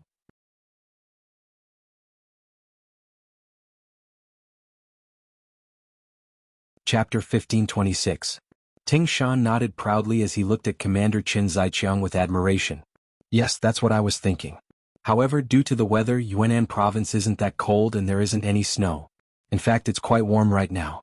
Therefore, it's not right to attack in a snowy day, but attacking in winter isn't wrong." "Okay, then let's attack now." The 4 commanders nodded in agreement. To them, it didn't matter what season they attacked in, the most important thing was to attack quickly. They couldn't wait to show off their skills on the battlefield. They also wanted to prove to the other Lung vanguard that 1st Commander Lung wasn't just good at training new recruits, his fighting ability was unparalleled. Everyone reached an agreement, and in the following time, they discussed the battle plan. Since 1st Commander Lung was going to leave the mountain, the bigger the commotion, the better. The more firearms and equipment they brought, the better. Based on the fact that their teacher was Ting Shan, there shouldn't be any problem. This senior was someone who had trained with a few of the Yang family's guards. With this layer of relationship, Yang Wu happened to be in charge of the distribution of firearms in Crimson City. Wouldn't it be easy for him to obtain more bullets? Soon, the news that 1st Commander Lung was going to Yunnan province spread to the upper echelons. A telegram was quickly sent out from an inconspicuous building. In front of Zhu Huiyun's residence, the young man Mo Gue, who had appeared once before, delivered the telegram to him. "Respected King, this time, the one coming to cause trouble for you is the 1st Commander Lung, the trump card of the 5-star army." After showing the contents of the telegram to Zhu Huiyun, Mo Gue took a few steps back and shut his mouth. He was just a messenger and didn't have the authority to make decisions on many important matters. He only had reminders and suggestions. Even so, he would say what he should say, but he wouldn't say a word about what he shouldn't say. The tall Zhu Huichen took a glance at the telegram. When he looked at Mo Gue, his eyes were full of curiosity. He still didn't know who the master behind Mo Gue was, but his intuition told him that the identity of the mysterious person behind Mo Gue wasn't low. He might even be a powerful person. Otherwise, how could he know the movements of the five-star army so quickly? Out of curiosity, Zhu Huichen sometimes had the idea to capture Mo Gue and torture him to find out who his master was. But in the end, reason prevailed over impulse. Since the other party didn't want to meet him, it meant that it wasn't time yet. He still needed to continue waiting. Otherwise, even if he captured the person, he might not be able to get the answer he wanted. Mr. Mo, thank you for your information. However, wasn't it a little too simple? For example, how many people were there in Ling Yi's division? From which direction they will march to trouble us?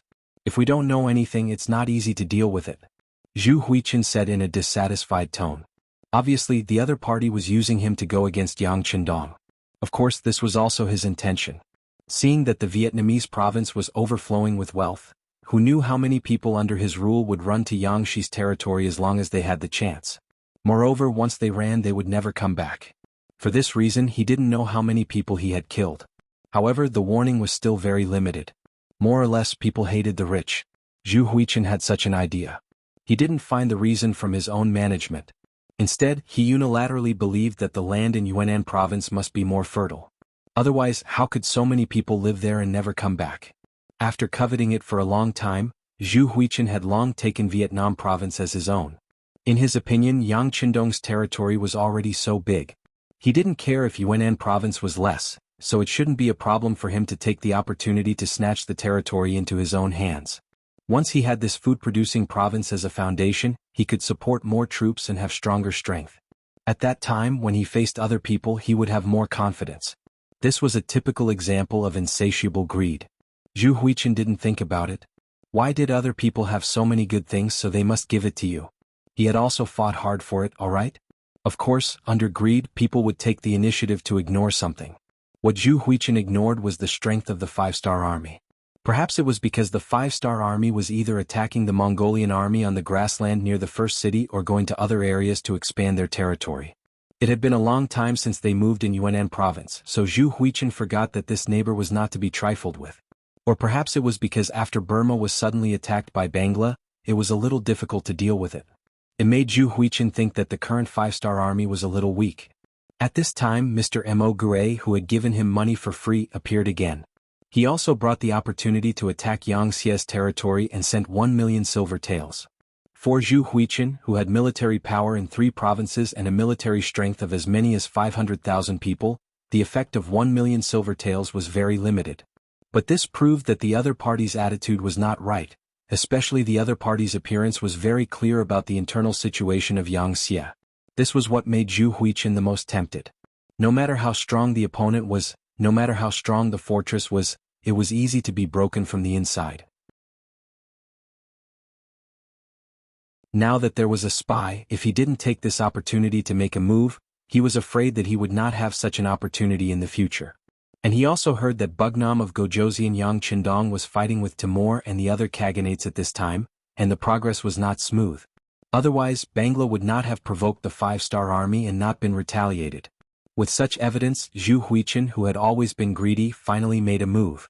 He took the initiative to invade Yunnan province and smoothly robbed a lot of food stored in the granary, greatly alleviating the pressure on the army. After tasting the sweetness, Zhu Huichen wanted to continue to go deeper into Yunnan province. Just by occupying a few border cities, he got so many benefits. If he built this province, how many times more would he get than now? And once he had enough food and money, he would dare to face the five-star army head-on.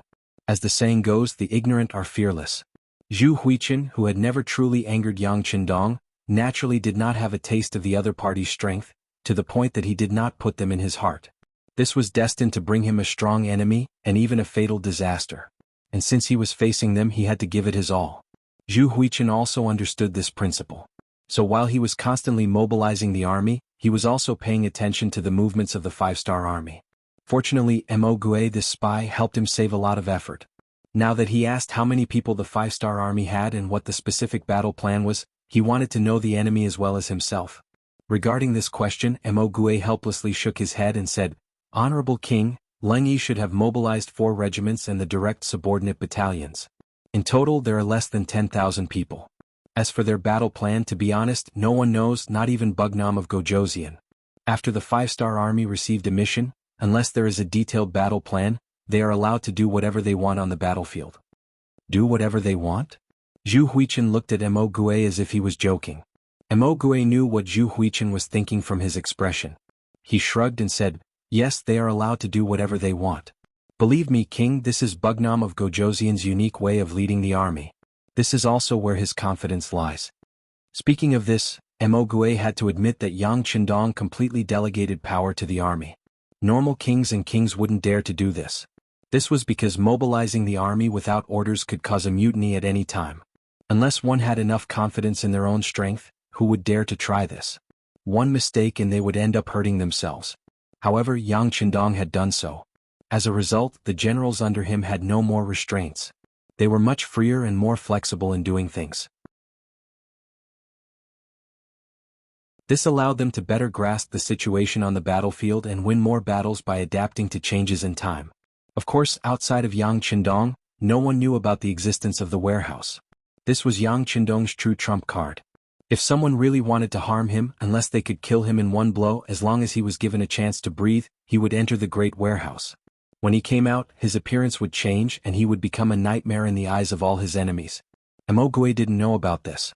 He only admired Yang Qindong. However, thinking about the fact that they were enemies, he put this admiration away. Compared to Yang Qindong, who he couldn't see or touch but only heard of, he needed to be more loyal to his current master, because without his current master, he might have died a long time ago. It was his master who gave him food to eat. Because of this, he would be loyal to him for the rest of his life. Even if he had to die because of this, he wouldn't frown. Hearing Mo Gue's answer, Zhu Huiyun was somewhat dissatisfied, but there was nothing he could do. This was the time for both sides to be united. He believed that Mo Gue was telling the truth. He wouldn't lie to him because it wouldn't be good for either side. However, not knowing the enemy's military plan was a headache. Luckily there were less than 10,000 people here. Even if they could affect his plan, it would be limited. Thinking of this, Zhu Huiyun's expression became much better. He looked at Mo Gue and said, "I understand. I will tell the army to be careful. I hope Mr. Mo can find out about this army as soon as possible and provide us with useful information to create a chance for my army to surround them." "Yes, Your Majesty." Mo Gue nodded calmly. He didn't know how important First Lung's division was to Zhu Huiyun. That wasn't something he should think about. He just needed to follow orders. Reality proved that Zhu Huiyun didn't pay enough attention to First Lung's division. Or rather, even if he did, he wouldn't be able to guard against them.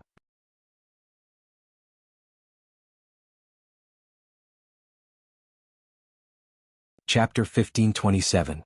Langsun. It was the only way to enter Vietnam from the South Ming Empire.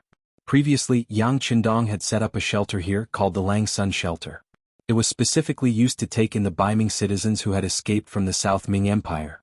After they were registered, they were given a place to settle down. Gradually, a small market was formed, and there were 1,000 Vietnamese soldiers stationed here, and they were treated as the Langsun army. However, when Zhu Huihua had led his troops south, this place had been taken over, and became an important supply route for him. According to Zhu Huihua, Vietnam used to be the Annam province, and the Ming Empire had set up a regime here and managed this place. Now he was just reclaiming it. As for the fact that this place belonged to the Bugnam of Gojoseon and Yang Qindong, he did not mention a word, as though he had forgotten about it. This was what they meant by having a good reason to attack. This was what it meant to be a bitch, yet still want to build a monument to his chastity.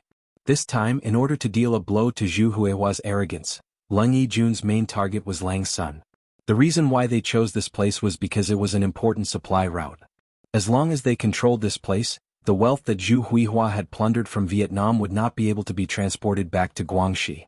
Secondly, by taking over this place, they would be able to cut off the retreat route of Zhu Huihua's troops. Following this, they could close the door and beat the dog, slowly playing a game of cat and mouse with the enemy. Since this place was so important, the 3 provincial armies would naturally be heavily garrisoned, with a total of 2,000 soldiers.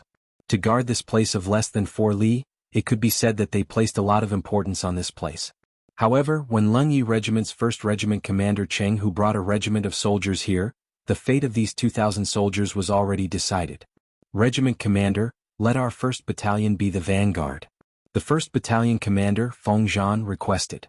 Regiment commander, our 2nd Battalion wants to be the vanguard. The 2nd Battalion commander Wang Jinlong stood up and rushed to be the vanguard. Following that, the 3rd Battalion commander Su Degang, 4th Battalion commander Hu Jun, and even the security company commander Sun Dewei also stood up, looking as though they wanted to be the vanguard. It was a good thing for the commanders and soldiers to have morale, but it was impossible for all of them to be the vanguard. This gave Commander Cheng Hu a headache. In the end, he decided to be fair and said, "Stop King arguing. Battalions 1 to 4 attack from 4 directions. Remember, don't use guns if you don't have to. Don't let anyone escape. This regiment commander will lead the guards to guard the perimeter. You better not let anyone escape from your direction. If it's the battalion that escapes the most, he can keep his mouth shut the next time the vanguard attack. Do you understand?" If Cheng Hu were to sit down and patiently reason with these fierce generals, it would be very difficult to get through. Facing these people who claimed to be the boss of the world, he had to be even more domineering than them or even be a bastard. It was common for him to curse. Sometimes, the more it was like this, the more they would listen and even be convinced. When they heard Cheng Hu say that all 4 battalions would be the vanguard, the 4 battalion commanders were immediately happy. They looked at each other, their eyes full of challenge and competition. The 1st Battalion commander Feng Zhan patted his chest and said, "Rest assured, Commander. Our 1st Battalion will not let a single enemy escape. Our 2nd Battalion will too." The 2nd Battalion commander Wang Jinlong patted his chest, his face full of confidence. Soon, all 4 battalion commanders expressed their opinions. Cheng Hu saw this and was happy in his heart, but his mouth was unforgiving. "Alright, don't brag in front of me. Whether it's a mule or a horse, let's take it for a walk. If someone escapes from your hands, then this regiment commander will punish them according to the law. At that time, don't be unconvinced. Alright, I'll give you 2 hours to prepare. Now let's start." The 4 battalion commanders each led a direction and quickly left. With only 2 hours, they needed to move the troops to the designated location and formulate a plan of attack. Time was a bit tight. However, to the elite soldiers of the 1st Battalion, this was just child's play. In the past, who knew how many times they had practiced? Although this was not a drill and they were going to kill people on the battlefield, they would not feel any difference. When the training content was implanted in their bones, the difference between a drill and a real battle was only the difference between seeing blood and not seeing blood. However, to the soldiers of the 1st Battalion, although they rarely went to the battlefield, it did not mean that they had never gone to the battlefield before. When Yang Xia was still very weak, they had also gone to the battlefield to kill the enemy. Right now they were just reliving that long-lost feeling, so what was the big deal?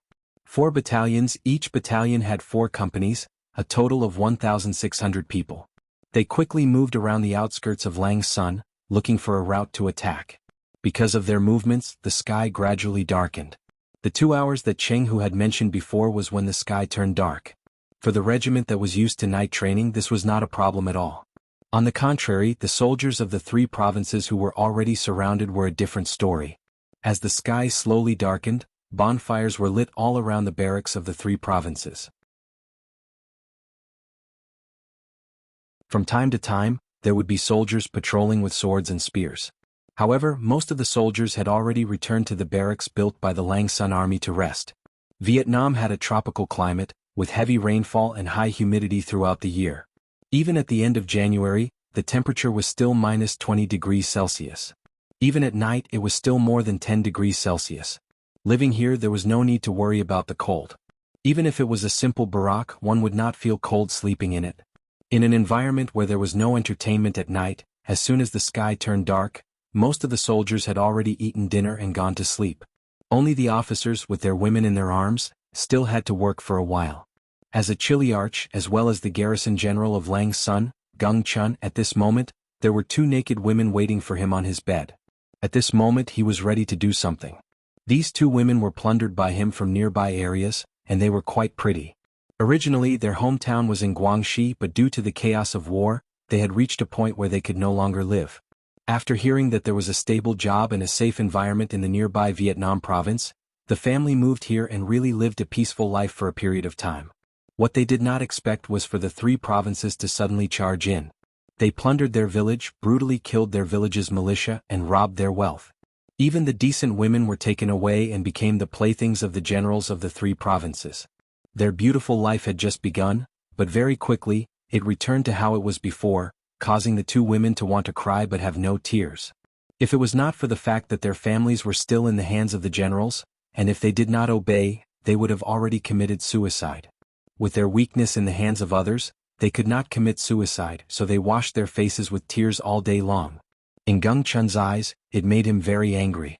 He could not avoid another round of punches and kicks. Except for their faces, the two women were already full of scars. However, even so, they could not escape from Geng Chun's vicious hands at night. When night came to the two women, it was as though they had come to hell. However, they did not know that a new hope was right in front of them because at this moment, it was time for the 1st Regiment to make their move. After 2 hours, the soldiers of the 4 battalions had all returned to their positions. The battalion commander and a few company commanders sat together and quickly came up with a battle plan. It was worth mentioning that each battalion left a mobile company behind, to prevent any enemies from escaping. They remembered the words of their regiment commander, Jianghu, and did not want to lose the chance to fight again because of an enemy that escaped. When the clock on the military watch pointed at the same time, the 4 battalions of the Cold Vanguard Battalion darted out from the surrounding forest like leopards. Under the cover of the moonlight, their figures were like ghosts as they approached the camp of the 3 provinces. Every soldier was a corps member and had trained new recruits before and had been a squad leader before. There was even a certain proportion of soldiers and the proportion was not low. They had all obtained good rankings in the competition. It was not an exaggeration to say that this kind of king's army was like using a cannon to kill a mosquito when facing the 3 provinces that did not have any vigilance. Many of the soldiers of the 3 provinces were recruited as able-bodied men. Being a soldier was not voluntary, and there was no need to talk about serious training. Often they just relied on brute force to fight. These soldiers did not know what a night battle was, what a sneak attack was, what a close combat battle was, and what a special attack was. When faced with the Cold Vanguard Battalion that was everywhere, they could only passively take a beating. They could not even make a sound. The first to make a move was the soldiers of the 1st Battalion. They set their sights on the patrolling soldiers of the 3 provinces that were guarding the east of them. There were exactly 10 patrolling soldiers, and it was the same number as a squad of the Cold Vanguard Battalion. After Battalion Commander Feng Zhan made a gesture, the 1st Company, 1st Platoon and 1st Squad moved out. Based on the squad's usual formation, each soldier chose a corresponding position, and each soldier held a short dagger in their hands. After the patrolling soldiers passed by a bonfire and fell into darkness, they made their move. Looking from afar, one figure after another suddenly flew out of the darkness. Next, the figures fell to the ground one after another. Then there was no movement at all. About 10 seconds later, the figure of the 1st Squad leader appeared from the darkness and made an OK gesture to the outside. Hee, we got them. The rest of the platoons attack immediately and kill those sleeping soldiers of the 3 provinces. Battalion Commander Feng Zhan chuckled and gave out the orders softly. A large number of figures appeared behind him, and each of them moved in an orderly manner towards their target camp.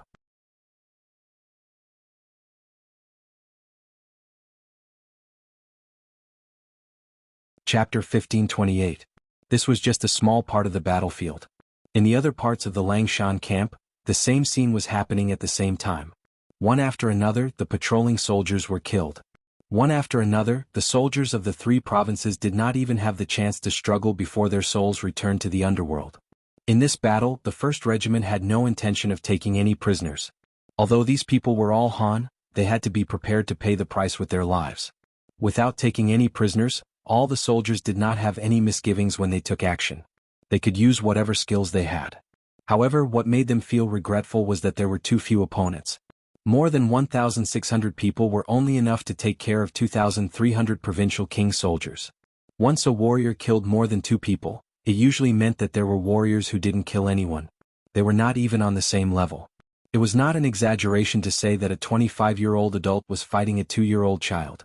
In less than a quarter of an hour, the 2,300 soldiers were all killed. Only Geng Chun was left in the main room. On the other hand, the 5-star army did not have a single death or injury. There were only a few people who had indignant expressions. It was clear that they had acted too late, and did not manage to kill a single enemy. Sometimes war was also about equality. Leaving Gung Chun alive was not to say that no one could kill him, but to leave him for their regiment commander Jianghu. When torches appeared in the camp, Regiment Commander Jianghu walked into the main tent accompanied by the guards. Just now, he had divided a company of guards into 4 groups to prevent any enemies from escaping. They were not afraid of their whereabouts being exposed, but they felt that it was a disgrace to let the enemy escape from their hands when they were already prepared. However, what made Jianghu gratified was that from the beginning to the end, not a single enemy had escaped. This was enough to prove that the performance of his 4 battalion commanders was perfect. When he walked into the main tent, he looked at Feng Zhan and the other battalion commanders with a look of praise. Regiment Commander, all the enemies have been killed without leaving a single one. Right now, only their general is still in the main room. Do you want this subordinate to take care of him for you? Battalion Commander Feng Zhan walked up and smiled in a fawning manner. Scram. He casually kicked Feng Zhan's butt, who didn't dodge at all. Then he chuckled and said, "You've all had your fill. It's time for this leader to move his hands and feet." After saying that, Jianghu strode towards the main room. At this moment he could already see that there were quite a few soldiers standing outside the main building. They had already surrounded the place and clearly pointed out the enemy general's position. In the main room, Gung Chun was still fast asleep. As soon as the sky turned dark, he would do some exercise. Then he would wake up in the middle of the night. In addition to the normal night patrol, he would also have to do some exercise. This had already become a routine of his life. The soldiers of the cold front moved very lightly, so Gung Chun was not disturbed. It was only when Jianghu walked into the main room with a few battalion commanders that he suddenly felt something. His right hand instinctively reached under his pillow. There was a dagger there that could be used to injure the enemy in close combat. Get out. When his arm was less than a few inches away from the dagger, he suddenly felt a huge force coming from his arm. Then Gung Chun felt his entire body fly up and directly hit the paper window of the main tent. His body flew out of the room. Find clothes for them to wear. Jianghu shook his head as he looked at the 2 Han women shivering under the blankets. Then he turned around and walked out with a face full of anger. In the open space outside the main room, the naked Gung Chun was looking around in horror. He looked at the soldiers of the 5-star army who were looking at him with smiles on their faces. He couldn't imagine how the outside world would become like this when he only took a short nap. Where did his soldiers go? Whether they died or ran away, why wasn't there any sound at all? He didn't feel like he slept very deeply, so why was it like this? Was this a dream? When he thought of this, Gung Chun slapped himself hard on the face. The sound was quite loud and painful. When the pain came, it attracted the laughter of the soldiers around him. This made him realize that this was not a dream but reality. Do you think a slap can solve your evil deeds? At this time, Jianghu just happened to walk out of the main room. After seeing Gung Chun's actions, especially the naked scene, and thinking of the 2 Han women that he had taken advantage of, he couldn't help but feel angry. A person who couldn't even take care of his own body, how could he take care of the army? If this person was one of his soldiers, he would have been beheaded long ago. Jianghu strode out and stood in front of Gung Chun with a dark face. Who are you people? Do you know that I am the Chiliarch of the 3-star army? Are you trying to make an enemy of the 3-star army by doing this? Gung Chun had already exposed everything. At this moment he didn't care about shame. Instead he puffed out his chest and put on an aggressive appearance. Obviously he wanted to gain the initiative by striking first. Make an enemy? You're not worthy. Jianghu spat. Then he moved his arm and a short sharp blade appeared in his hand. Then the blade flashed and a large wound appeared on Gung Chun's right arm. Ah! Gung Chun's arm was injured and he was bleeding a lot. The pain and the sense of shame made Gung Chun scream involuntarily. Jianghu's face remained indifferent. He took a step forward and waved his sharp blade. As invaders, the moment you made your move, you became the enemy of the 5-star army. Now you still dare to threaten us with such big words? Swoosh. Another blade slashed down on his left arm. I'll fight you to the death. Both of his arms were injured. If this continued, he would become a bloody man. Gung Chun shouted and rushed forward. He wanted to fight back. In the face of the charging figure, Jianghu advanced instead of retreating. In the process of advancing, he leaned his body to the side and easily dodged the opponent's charge. Just as the 2 sides crossed each other, the sharp blade fell again. This time it fell right between Gung Chun's crotch. Immediately, a small piece of meat was thrown into the air and separated from Gung Chun's body. Gung Chun, whose little penis was cut off, couldn't help but scream again. His voice was so miserable that it made everyone's expression change. Jianghu was unmoved. Instead, he continued to stride toward Gung Chun, who was shouting and shouting. As he walked, he said, "Bullying a woman, and a Han woman at that, is the same as bullying my sisters. You should be punished even more." Another blade flashed and a foot-long wound appeared on Gung Chun's right leg. Finally, he couldn't run anymore and fell to the ground with a plop. Gung Chun, who had been stabbed 4 times in a row, looked at Jianghu, who was slowly walking toward him with a frightened expression. He shouted with all his strength, "Don't cut me anymore. Doesn't the 5-star army give preferential treatment to captives? I surrender, I surrender." "Surrender? You're not worthy." After Jianghu's voice fell, he slashed several more times. None of them were fatal. They were all places with thick flesh and blood. Soon, Gung Chun, who had fallen to the ground and curled up into a ball, became a bloody man. His whole body was covered in blood and looked very scary. His body kept shaking for about 2 minutes. Finally, there was no movement.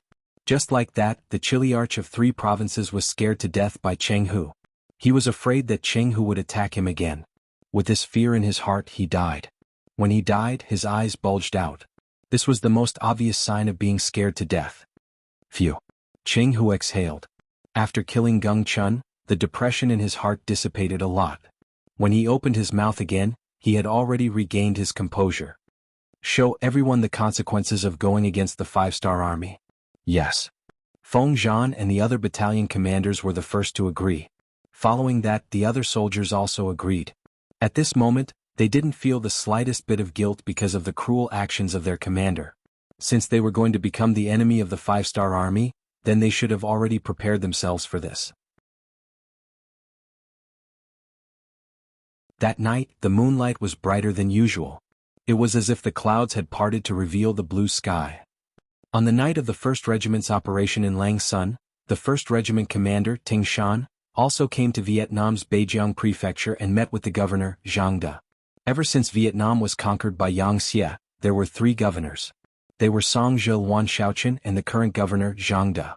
Under the efforts of the 3 provincial governors, the entire Yunnan province could be said to have undergone a great change. The land was reclaimed, the minerals were mined, and various factories and workshops were set up everywhere. The people here were already living a good life with ample food and clothing. After Jiang De took over, he had the ambition to make this place even better. In fact, in the past 2 years, when he was developing in this direction, the sudden war disrupted everything. Not only did it cause many of the original plans to be unable to be realized, but it also caused the loss of a lot of territory and a lot of people. As the border between Vietnam and South Ming, Vietnam's military development wasn't considered backward. At the very least, there were 30,000 well-trained Vietnamese soldiers in the entire province. It was because when Myanmar was attacked, they had sent 20,000 soldiers to help. Now that the 3 provinces suddenly attacked with only 10,000 soldiers, they naturally couldn't handle it. Lang Sun, Kue Dai, and Lang Sun fell one after another, forcing them to retreat to Beijiang prefecture. But even there, they didn't dare to guarantee that they could hold on. In the past few days of fighting, they had already lost 6,000 soldiers. Now there were only 4,000 left in the prefecture. Due to the invasion of the 3 provinces, Jiang De had started to recruit soldiers. However, the new recruits had no combat experience and it was fine to let them fight.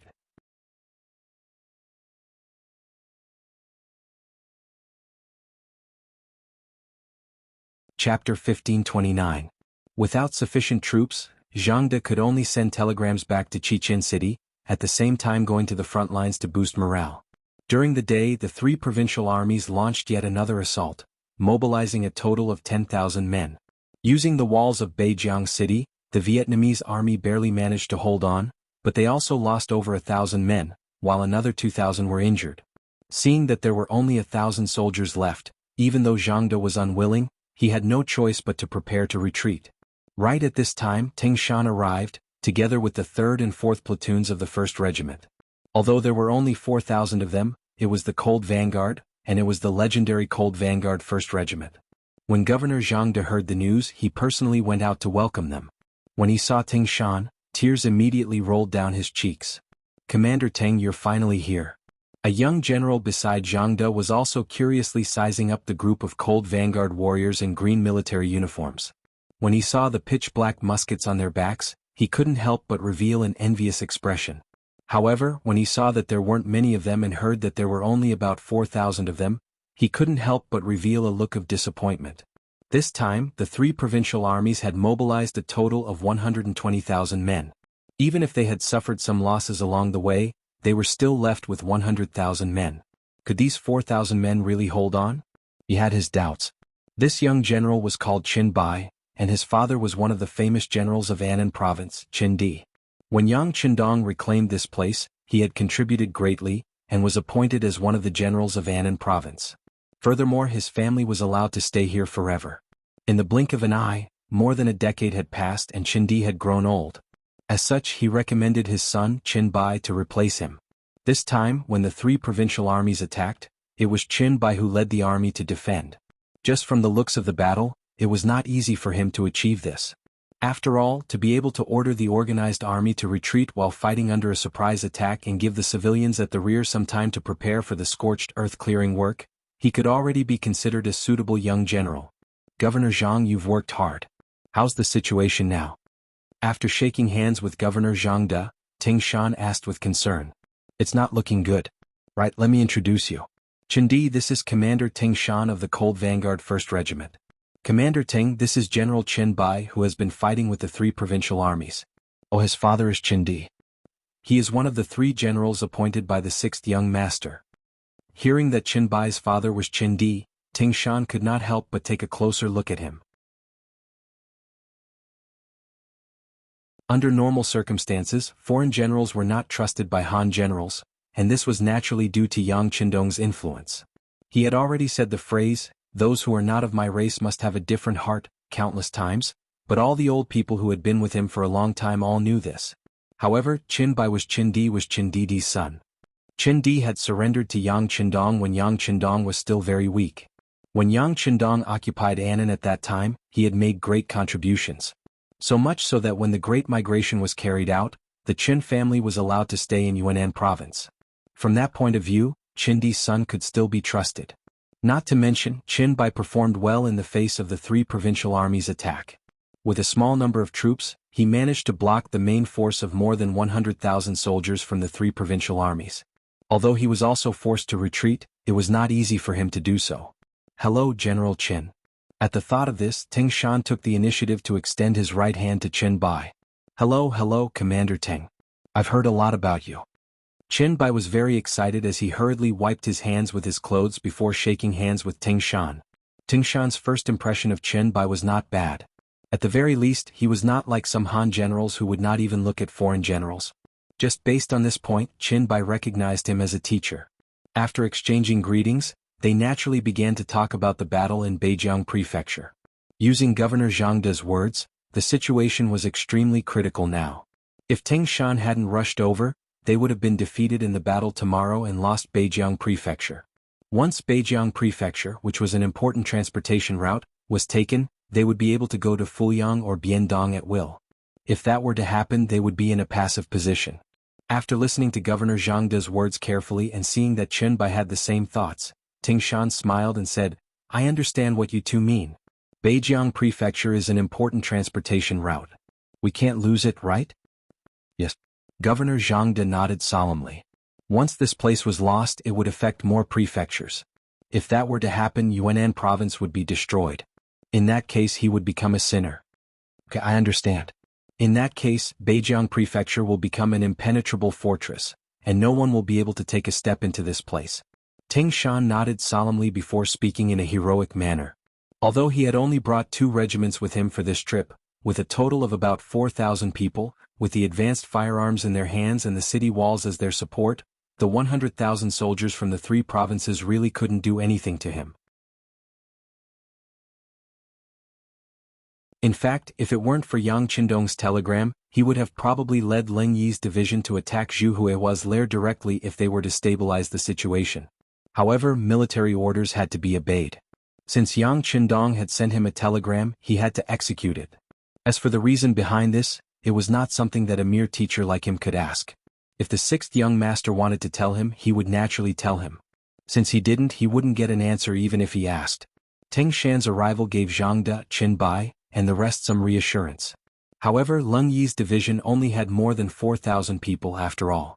Whether or not they could defeat the attack of the three provinces tomorrow would depend on reality. They would wait and see. Some people spent the night in apprehension. On the other hand, the Cold Blade warriors who had just arrived all had a good night's sleep. It was also one of the subjects of their usual training. They would rest when they were supposed to so as to ensure that they had sufficient energy for the upcoming battle. If a soldier didn't know how to rest, he wouldn't be considered a good soldier. The night passed peacefully.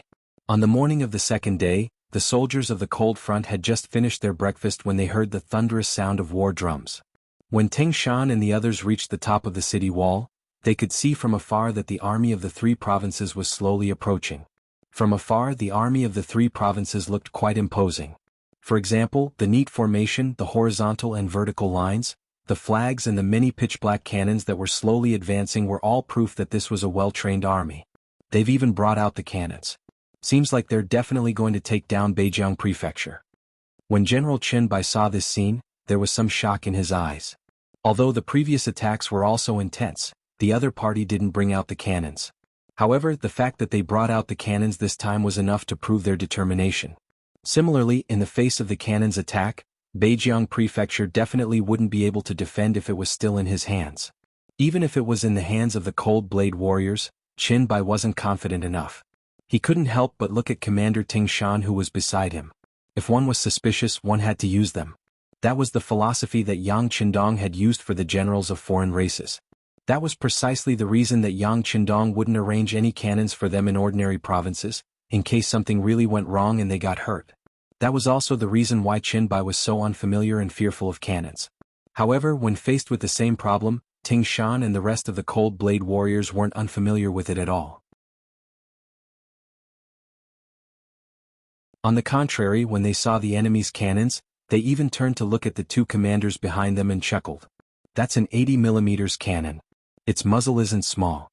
Based on their technology, it shouldn't be an explosive round, but a solid round like the Red Barbarian cannon. There's nothing to be afraid of, third leader Fang Hao said with a chuckle. The larger the caliber of the cannon, the more powerful it would be. However, it would also be more troublesome to manufacture. If it was a cannon with a small caliber, they would have to consider if the other party was going to use exploding shells.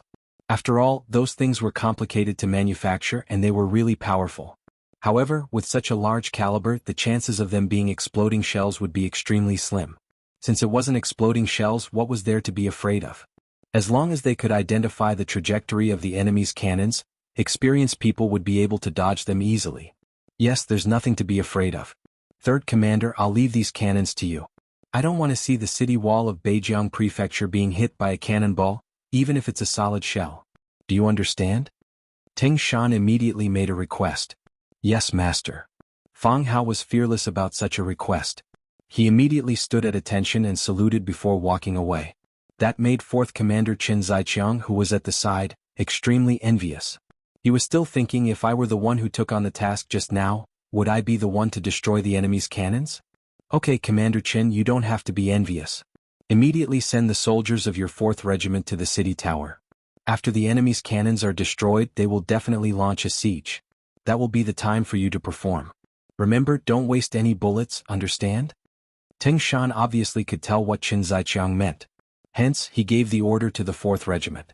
Yes, please rest assured, Master. Watch the performance of the 4th Regiment, Qin Zaiqiang chuckled. Putting on a performance was enough to prove his confidence and his recognition of the marksmanship of the soldiers of the 4th Regiment.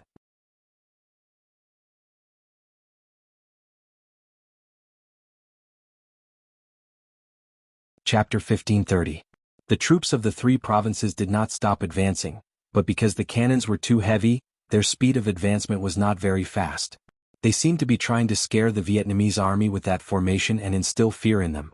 In that case, once the cannons landed, the city of Jianghu Prefecture might collapse on its own. Wang Zhanjiang, the commander of the troops of the three provinces, was very proud of that move. He had already asked around and found out that there were only slightly more than 1,000 Vietnamese soldiers in Jianghu Prefecture. In front of his army of 100,000 soldiers, that was not even enough to fill the gaps between his teeth. If it were in the past, he might not even take out something as good as the cannons. After all, it was one of his trump cards that he would only use in times of crisis. However, the king of the three provinces, Zhu Huifu, sent someone to inform him that the elite Lung Fong of the five-star army was about to arrive at the battlefield in Vietnam. That was an army of pure firearms which made Wang Zhanjiang feel the pressure. He was determined not to wait any longer. Hence, he took out the cannons with the intention of completely conquering Beijiang Prefecture. By then he would be able to go anywhere. By then, even if the Lung Fong came, they would not be able to do anything to him if they had too few people. With full confidence, the cannons appeared and pressed towards the front of Beijiang Prefecture. At this moment, Fang Hao, the commander of the 3rd Regiment, had also led the regiment's artillery battery up the city tower and began adjusting the cannons. He did not forget Commander Tingshan's words just now. He did not allow any cannons to land on the city walls of Beijiang Prefecture. In other words, he could not give the enemy a chance to fire the cannons. Even so, he had to speed up.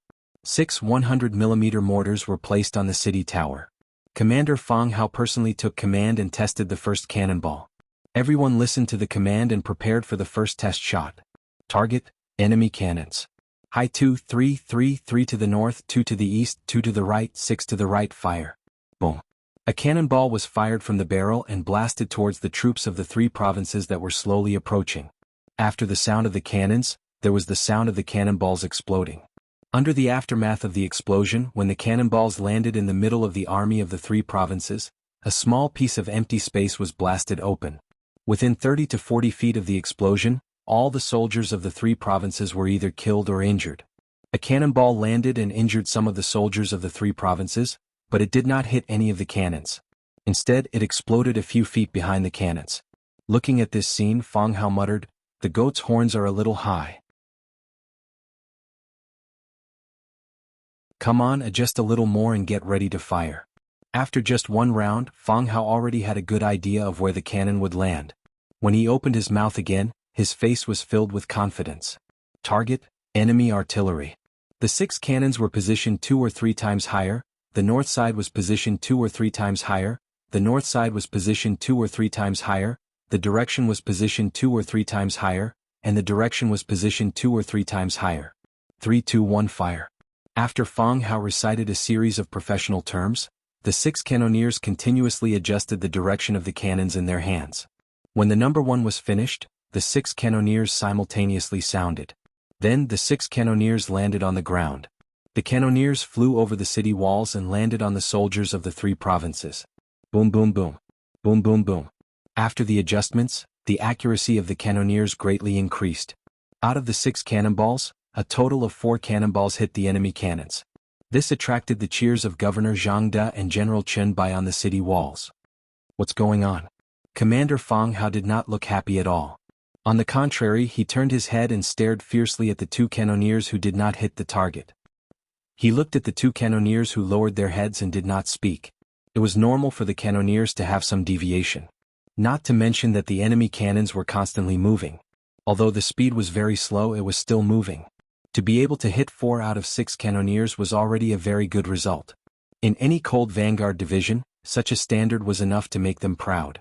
However, the problem was that this was the 1st division of the Lungfeng division. These people were all instructors. Even the 2 cannoneers had taught thousands of students. Now that it was their turn to attack, they actually missed. It was really a terrible feeling. After being reprimanded by Fang Hao, the 2 cannoneers also became ruthless. They first stood up and observed the position of the target. Then they ordered someone to reload the cannoneers and fired the cannoneers. Fortunately, they finally hit the target this time. The cannoneers landed less than 10 feet away from the cannoneers of the 3 provinces. The powerful shockwave directly destroyed the cannoneers and overturned them on the ground. Cannoneers were fired one after another.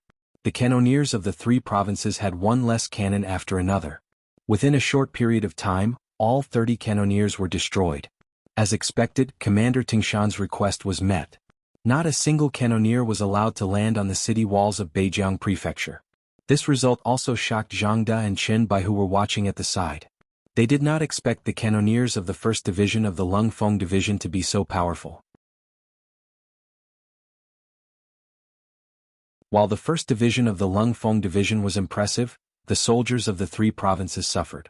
When the commander of the troops, Wang Zhanjiang, saw that the 30 cannoneers that he had sent out had all been destroyed before they could even reach the designated firing position, he was infuriated.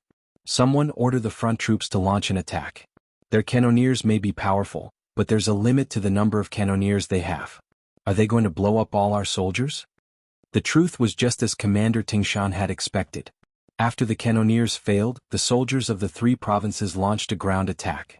After receiving the order, 10,000 soldiers of the three provinces rushed towards Beijiang Prefecture like an avalanche. Good timing. Everyone listen up. Aim at the target before you fire. Don't embarrass us. Try to eliminate one enemy with one bullet. The 4th Regiment commander, Qin Zaiqiang's yell resounded throughout the entire city tower of Beijiang Prefecture. Afterwards, when the two sides were about 400 to 500 steps away, the soldiers of the Lung Feng division began firing. As the bullets whizzed out of the barrels, the soldiers of the three provinces who were charging at the front fell into a pool of blood one after another. From afar it looked like they were harvesting chives. They were in a neat and orderly manner. More and more soldiers of the three provinces fell in the path of the charge, making the soldiers behind who were ready to attack look terrified. They were humans of flesh and blood. They wouldn't do such a foolish thing if they still wanted to attack despite knowing that they were going to die. Fortunately, Wang Zhanjiang did not intend to force them. After seeing the amazing marksmanship of the Lung Feng division, he knew that the morale of the soldiers was now in a mess. If they were to attack, they might not succeed even if they had to pay a huge price. Since that was the case, he had no choice but to order the entire army to stop attacking and retreat. It seemed that the attack this time was as loud as thunder, but small as raindrops. The three provinces came and went. On the city tower, Zhang De, Qin Bai, and the rest couldn't help but heave a sigh of relief before cheering. They finally believed that even though the number of Lung Feng soldiers was small, they would have no problem defending Beijiang Prefecture with them around. Teng Shan, who had long known everything, watched calmly as the soldiers of the three provinces retreated. He was still thinking that if he were to launch an attack now, he would definitely be able to achieve twice the result with half the effort. Unfortunately, military orders had to be obeyed. His mission was only to defend Beijiang Prefecture, and he couldn't doubt anything else. After Wang Zhanjiang retreated, he even sent someone to report the appearance of Lung Feng to the three provincial kings immediately. Lung Feng's sudden appearance had indeed caught everyone off guard. However, in the letter Wang Zhanjiang expressed that he would continue to work hard even if he failed this time. He did not mention whether he would be able to withstand Lung Feng's attack. Perhaps he didn't even think about whether the 5-star army, which only had a few thousand soldiers, would dare to attack their 100,000-strong army. That was the outcome that Yang Qindong wanted. It all started with the secret telegram sent by Yao Yingjun. Yao Yingjun, the backbone of the security bureau, was also one of the elders. Due to his good looks, he was arranged to stay by Zhu Huiyun's side. He got to know Zhu Lian, the princess of Yongxing County, and won her heart. In the end, Zhu Huiyun rebelled, which also meant that his mission was completed and he could return to the security bureau to report. However, he didn't do that and instead protected Zhu Lian to escape from the clutches of the demons. He then formed an opposing force and started causing trouble behind Zhu Huiyun's back. Although Yao Yingjun left with Zhu Lian, he still arranged for some intelligence personnel to stay by Zhu Huiyun's side. Although they were not important figures, they could still find out some information that outsiders couldn't. Not long ago, the spy sent some information that a Mr. Mo had become a frequent visitor of the three provincial kings' residences. According to their observations, this person should have a certain connection with the higher-ups of Yangxia. For example, Zhu Huiyun found out about Leng Yi's reinforcements in Yunnan province in advance. There was actually such a thing? After Yao Yingjun found out, he naturally didn't dare to be careless. He immediately used the radio to report to the higher-ups. When it was sent to Yang Qindong, he was really shocked. How powerful was the Yang faction? Everyone who was involved in it had a deep feeling. With such a powerful backing, Yang Qindong couldn't figure out who would side with an outsider. He didn't believe that Zhu Huiyun had arranged for someone to enter Yangxia in advance. It wasn't that he looked down on the three provincial kings, but this person didn't have such vision. From the information reported by Yao Yingjun, the person who contacted Zhu Huiyun knew a lot of things. This proved that the person's rank wasn't too low. Then it was a high-level cadre? Who could it be? Yang Qindong felt a chill down his spine when he thought about how there were spies among the senior officers under his command, or people who had done something unfavorable to him. If this tumor wasn't dealt with, then wouldn't he have to sleep with one eye open?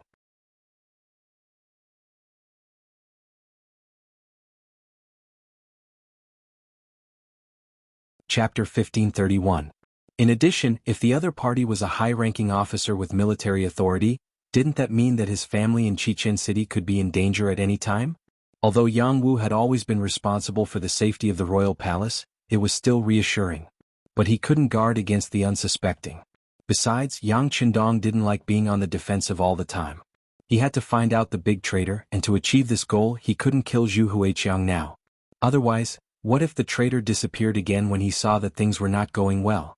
He wanted to personally meet Zhu Huiyun and see if there was a chance to find this traitor. Yang Qindong even had a feeling that even Zhu Huiyun didn't know who the person who had given him information on Yang Xie was. This was the truly frightening part. This was why Yang Qindong had sent a telegram to Tingshan, ordering him not to take the initiative to attack. All he needed to do was defend Beijiang Prefecture and prevent the 5 provinces' army from entering Vietnam to cause trouble. The timely appearance of Beijiang Prefecture's 1st Division Leng had thwarted their plan to enter Vietnam. When the telegram was sent to Yang Qindong, he could finally breathe a sigh of relief. Then his gaze fell on the Timur Empire that was surrounded by enemies. Because of the heavy snow, the 5-star army's attack had been forced to stop. While they were resting, they had also begun another operation, and that was to cause internal strife in the Timur Empire. After repeated battles, the situation had undergone a fundamental change. Of the 200,000 cavalry of the Timur Empire, 100,000 had been heavily injured, leaving only 150,000. The military strength of the Timur Empire had been severely weakened. The main forces of the 5-star army had smoothly joined forces, forming a massive encirclement around the enemy, turning it into a beast in a cage. As a result, the people of the Timur Empire were in a state of panic. Other than the Crimean army and the distant Yusang army, the other kaganates had all fallen into the hands of Yang Xie. They had no outside help or hope. With these 3 advantages, the people of the Timur Empire were in a state of panic. There were many people who feared death and many who wanted to surrender. Just like when they had dealt with the Golden Horde, the reason they had been able to achieve victory so quickly and easily was largely due to the surrender of Gray and the others. Even when they had destroyed the Ras Duchy, wasn't it because of Peter and the others? In history, wasn't it also because of Wu Sangui's sacrifice that the Qing army had been able to conquer the world? All of this proved one thing. Even the strongest fortress could be easily breached from the inside. Yang Qindong was searching for the Timur Empire's most powerful clans. The Timur Empire's most powerful clans head of the Timur Empire. Odin Gerald represented the entire Shaman family, which was once a glorious existence. The Timur of the Timu, S's when the Great Khan's Great Khan, the Timu's the Timur. The Timu's Sa's Kt. In the Timur Empire, the Timur Empire Shaman clan was also the most powerful clan. No one dared to look down on them.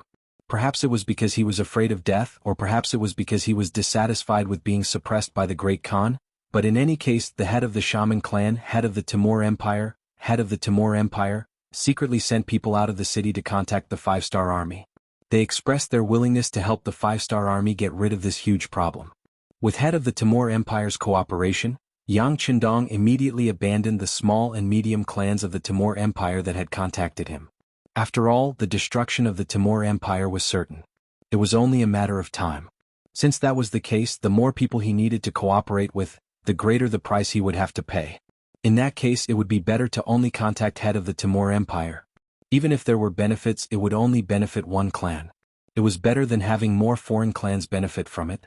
The dispatched envoy quickly returned to the city and met with Odin Gerald. He expressed that the 5-star army had accepted their good intentions.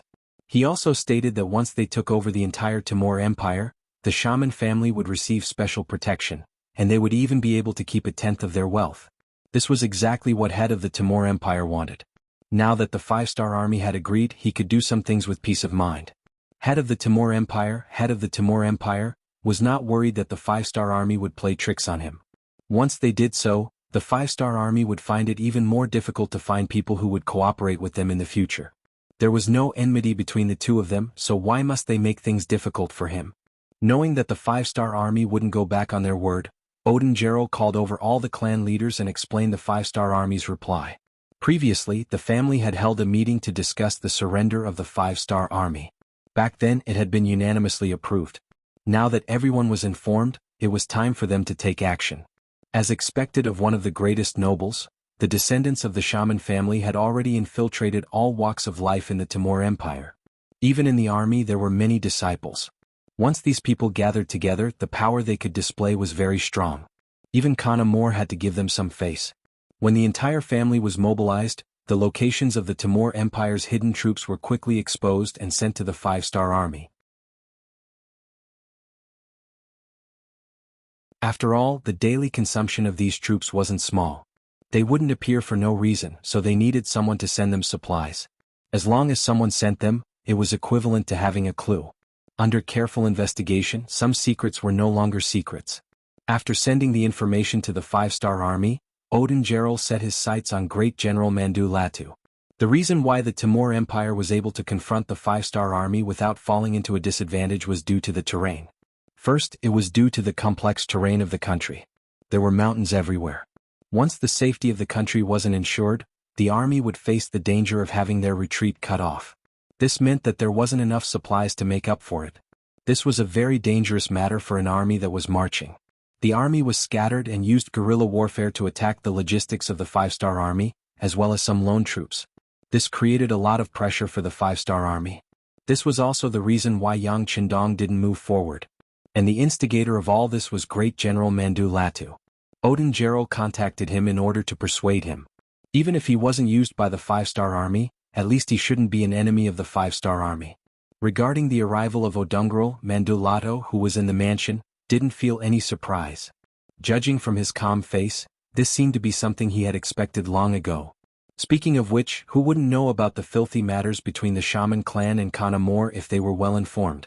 If it wasn't for the sudden appearance of the five-star army, Great Khan Amor would have been cleaning up the internal strife in the Timur Empire.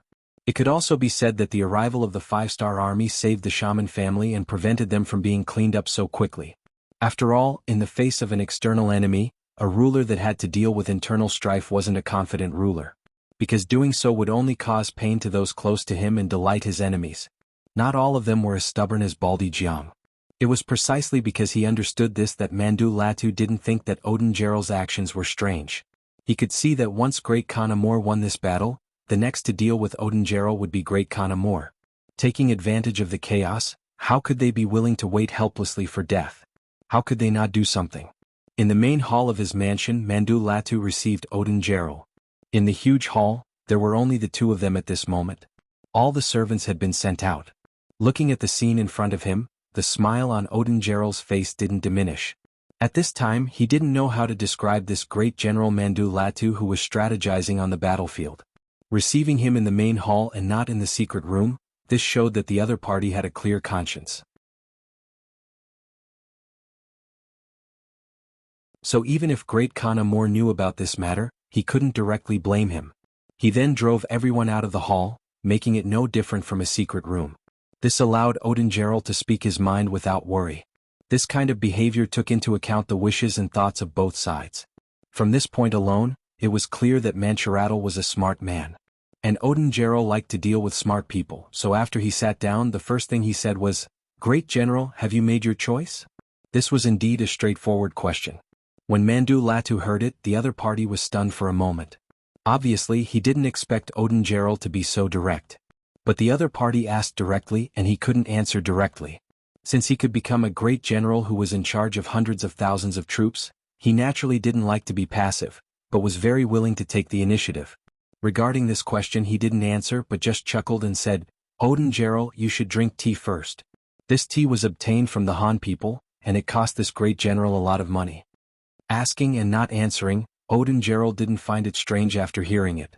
If the other party gave an answer to his question, then he would find it strange. Smiling, Odin Gerald picked up the teacup in front of him and took a sip. He immediately praised, "Not bad, it is indeed a good tea.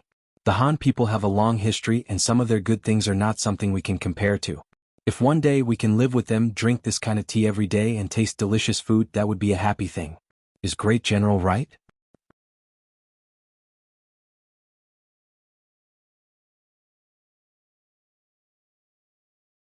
Chapter 1532. Soon the topic changed from drinking tea to the main topic. When Mandu Latu heard this, he couldn't help but admire the other party's quick-wittedness. But he still couldn't answer directly, so he smiled and said, "Are we going to the Han people's place? I'm afraid they won't welcome us." "How do you know without trying?" Speaking of which, I have some friendship with the Han people, especially the King Wunan of Damyang. We have already established a connection. Presumably, as a friend, if I make a small request, he will certainly satisfy it. Odin Gerald had a very sincere smile on his face, giving people the feeling that he and Yang Qindong were old friends. In front of a general, talking about the benefits of the enemy's commander-in-chief was already a taboo, but Odin Gerald didn't care at all.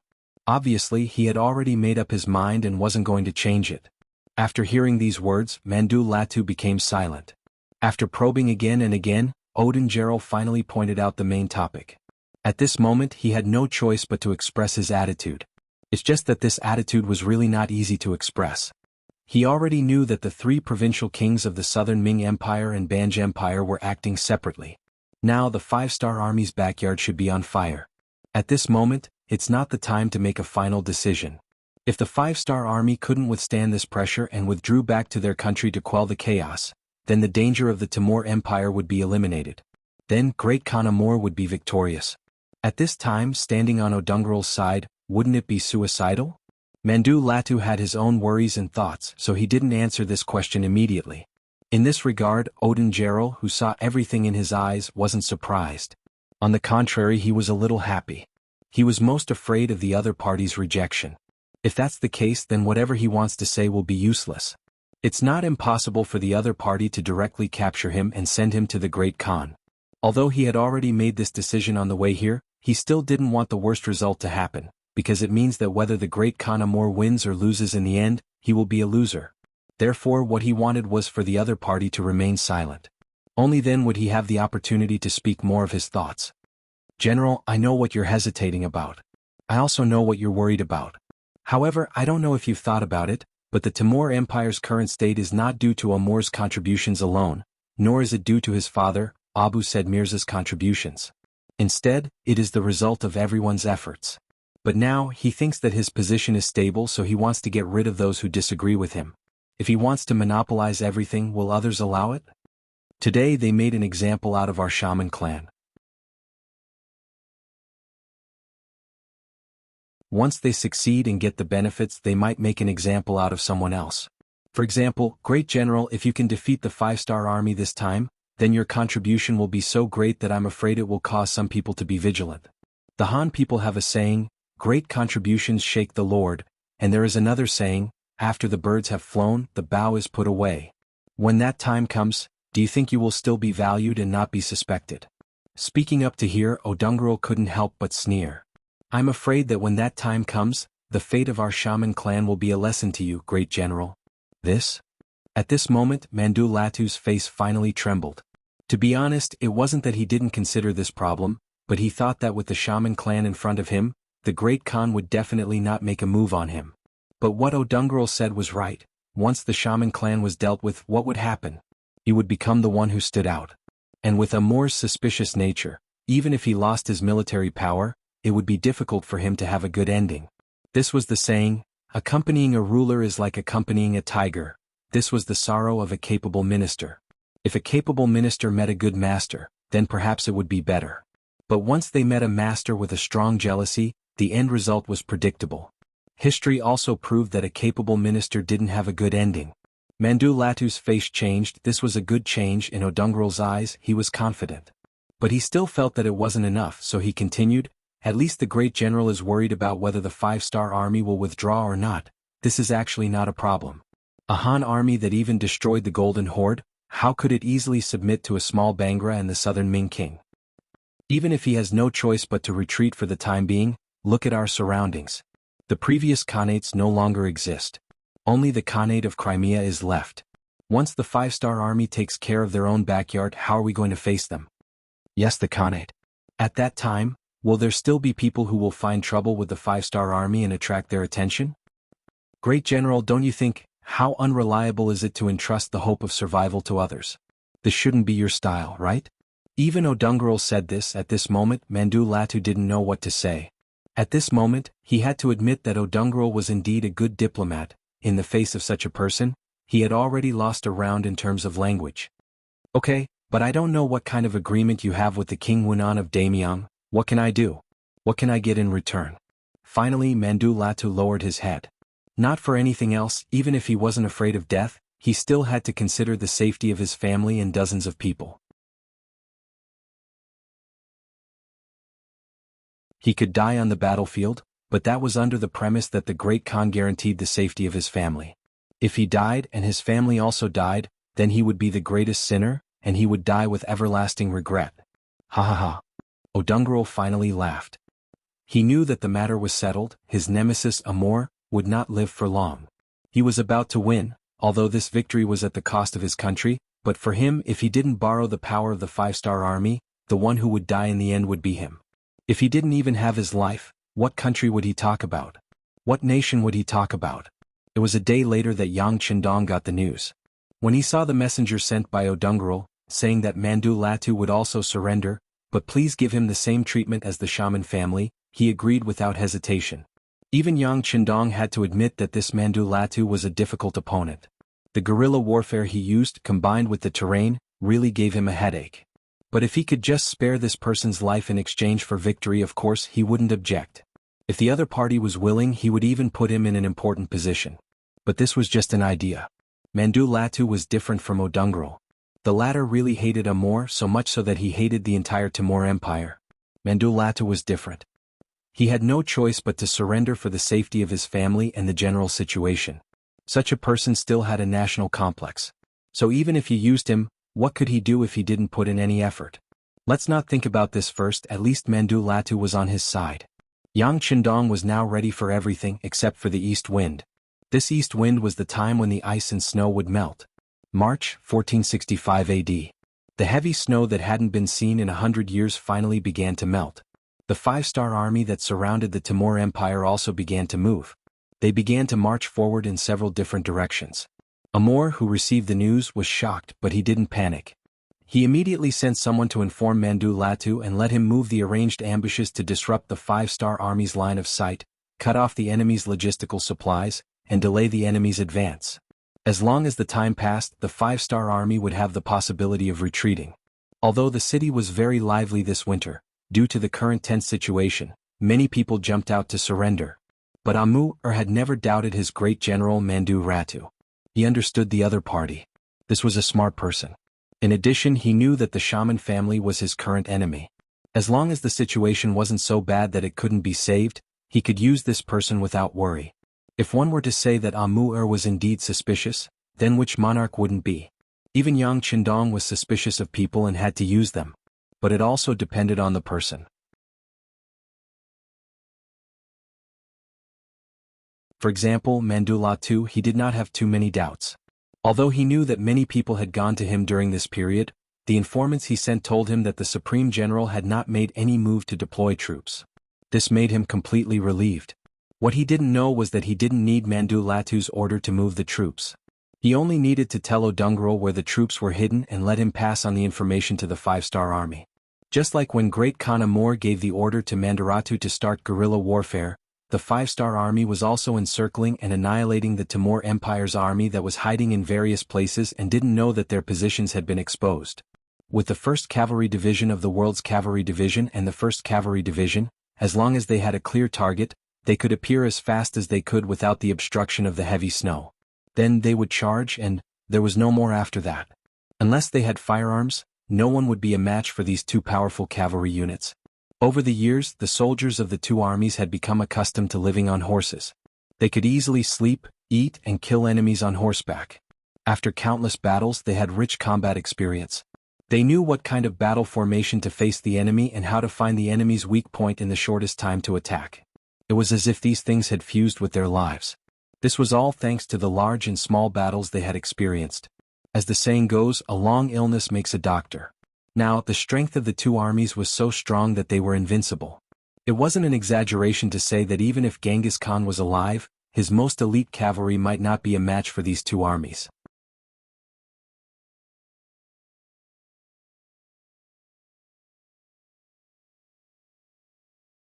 Chapter 1533. With such powerful fighting strength, the outcome of the battle was easy to imagine. Even if they took into account the time they spent on the long journey, it only took a month for the Timur Empire's army of 100,000 to be completely wiped out. Those who didn't die were captured. Due to the lack of information, Amor didn't know about this matter.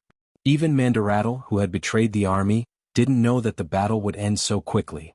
As the good news came in one after another, the five-star army's main force finally didn't have to worry about anything and could attack Herat without any worries. After a month and a half, the first five-star army suddenly arrived at the capital. When Khan Amor heard the news, his expression changed greatly and he shouted that it was impossible. He didn't believe that the five-star army would take the risk to appear outside the capital before the problem with the supply route was solved. Didn't they know that if they couldn't successfully take down the capital, they would become an isolated army? Wasn't that very dangerous? With all kinds of disbelief, Amor climbed up the city gate tower and saw an unbelievable scene. He saw more and more five-star banners appearing in all directions. Not only that, he also saw many carriages and mules carrying supplies rushing to the enemy camp outside the city. From afar, he could see that there weren't many enemy soldiers escorting the supplies. In other words, they didn't suffer any attacks or harassment during the process. What's going on? What's going on? After a series of shouts, Amor ordered someone to summon Mandarattle. He wanted to ask his great general. Regretfully, he sent people out, but when they reached the great general's residence, it was already empty. Mandarattle had actually disappeared into thin air. After hearing the news, Amor's face was incomparably pale. At this time, even if he reacted slowly, he knew that this great general must have betrayed him and exposed the location of the troops outside to the five-star army. This allowed the enemy to appear so smoothly in front of him without any worries. The reason why the Timur Empire was able to hold on for so long wasn't because of how powerful their cavalry was or how powerful they were. To put it bluntly, they were using the terrain to cut off the five-star army's supply route. Although Resin City had prepared a lot of military rations like instant noodles, compressed biscuits, ham sausages, and canned meat. However, there was still a limit to their numbers. Hundreds of thousands of soldiers were expending a huge amount every day. Therefore, the food that was convenient and could fill their stomachs was basically given to the main forces of the five-star army. The surrendered Russian and Mongolian divisions did not receive such treatment. In the end, they still had to rely on normal rations to maintain their daily needs. If that wasn't the case, they wouldn't have to spend so much effort to attack the Timur Empire. And now, after the only drawback was taken care of by the five-star army, they could finally appear in front of Khan Amor without any worries. Having figured everything out, Amor's face turned red with anger. Search. Even if we have to turn the entire city upside down, we have to find Mandarattle for this Khan. We have to tear him into pieces, tear him into pieces. Yes. Seeing that the Khan was enraged, his subordinates didn't dare to dissuade him and quickly agreed. Then, the 50,000 cavalrymen in the city began to move. They searched every possible corner of the great general's whereabouts, but unfortunately they still couldn't find any traces of him. When the situation was reported to Khan Amor, someone suggested, "Great Khan, there are still some nobles' houses that haven't been searched yet. For example, Odin Gerald and the others. Enough. The enemy is before us. Let's deal with the current situation first." Khan Amor raised his right hand and waved it gently. Now was the time to unite against the enemy. There was no need to make the city restless. Although he didn't like Odin Gerald and the others, they weren't weak. The people who were related to them could be said to be deeply rooted. If they were to search his house at this time, it would only cause panic. Khan Amor believed that he still cared about the overall situation. However, what he didn't know was that Mandarattle was currently hiding in Odin Gerald's house and drinking with him. What he didn't know was that Odin Gerald's hatred for him had reached the point where he would rather see the entire Timur Empire be destroyed than to teach Amor a lesson. It could be said that this kind of hatred had been engraved into his bones. It was greater than the sky. Odin Gerald's mansion was already filled with many mansion soldiers. They were the armed forces of the shaman family. Usually they were hidden and not known by others. However, now that they had reached a critical juncture, they were gathered in the mansion. Their purpose was to prevent Amor from acting recklessly and attacking them before he died. This way they would have a certain degree of resistance. Actually, it wasn't only Odin Gerald's mansion. The houses of the nobles in the vicinity were also like this. They either activated their hidden forces or spent a large amount of money to hire many guards. In short, they all possessed a certain degree of defensive power. In order to save their lives, they also agreed that once Amor lost his mind and wanted to attack them, they would send reinforcements from all sides. Only in this way could they ensure their own safety. "Come, great general, please drink." Although the city outside was surrounded, there was no panic on Odin Gerald's face at this moment. On the contrary, he was still as calm as water. "Sai, I'm no longer a great general. There's no need to call me that in the future. I'm just an ordinary person." Mandu Ratu had a cautious look on his face. Obviously, the whole city was searching for him now. It was impossible to say that he wasn't flustered at all. Good. Odin Gerald didn't intend to force him. He poured wine for both sides with a smile on his face, then asked, "Brother Ratu, do you think he will act recklessly?" "It shouldn't be. The 5-star army is outside the city. He can't even deal with them. How can he come to find trouble with us?" Knowing what the other party wanted to hear, Mandu Ratu said according to his thoughts. "That's true." Hearing this, Odin Gerald nodded in agreement. He reached out his hand to take the wine glass, but before he put the wine to his lips he asked again, "Brother Ratu, he won't go crazy, right? You should know that a crazy person can do anything." "No, our great Khan is very wise. He won't go crazy easily," Mandu Ratu said again with certainty. Finally, Odin Gerald didn't stop asking. Instead, he lightly nodded and said with a smile, "Good, good. Come, let's continue drinking." Mandu Ratu's guess was right. Perhaps he understood their great Khan well enough. Amor was indeed not a crazy person. Until now he was still very rational. Even when he saw the cannons of the 5-star army appearing outside the city from the top of the city tower, he didn't have the intention to kill people in the city. Instead, he called the captain of the guards and gave him an order. He knew that he couldn't defeat the 5-star army. Now that he was surrounded, the only way was to escape. The reason why he didn't make a move on the nobles in the city was because he couldn't spare any energy. Compared to killing others, his own life was more important. The 50,000 cavalrymen in the city were all recruited by him. Among them, the high-ranking officers were all appointed by him. They only listened to him. This was also the reason why Mandu Ratu hid even though he was a great general. He couldn't command these 50,000 cavalrymen at all. This was Amor's final trump card. Now he had to use this trump card to escape. He firmly believed in a phrase that the Han people often said, "Where there's life, there's hope." Although he didn't know if he could escape this time, and if there was a possibility of Dongshan rising again after escaping, he had to try. Otherwise, if he stayed in the city, even if the King Wunan of Damyang didn't kill him, he was no different from being dead. The 5-star army was still surrounding Herat. Because there were many mountains and lakes and the terrain was complicated, many routes that seemed to be close had to be taken around. This greatly slowed down the assembly of the army. According to the reported itinerary of the various troops, it would take another 5 to 7 days to complete the encirclement. Before the encirclement was complete, Yang Qindong didn't prepare to launch an attack. He wanted to finish it in one strike. Seeing that Herat was going to be his, he wanted to reduce the losses as much as possible. This was also beneficial for the post-war reconstruction. Therefore, whether it was the Air Force or the cannons, they weren't arranged to be deployed immediately. The 5-star army didn't have any plans to make a move, but an accident happened. That night, the 4 gates of Herat city opened wide. Following that, an endless stream of cavalrymen began to charge out. At first, Yang Qindong thought that the enemy was testing the waters. However, as more and more cavalrymen charged out of the city, he and the other generals finally realized that this wasn't a test. They were clearly trying to break out of the encirclement. Break out of the encirclement? It seems that this Amor still cherishes his life.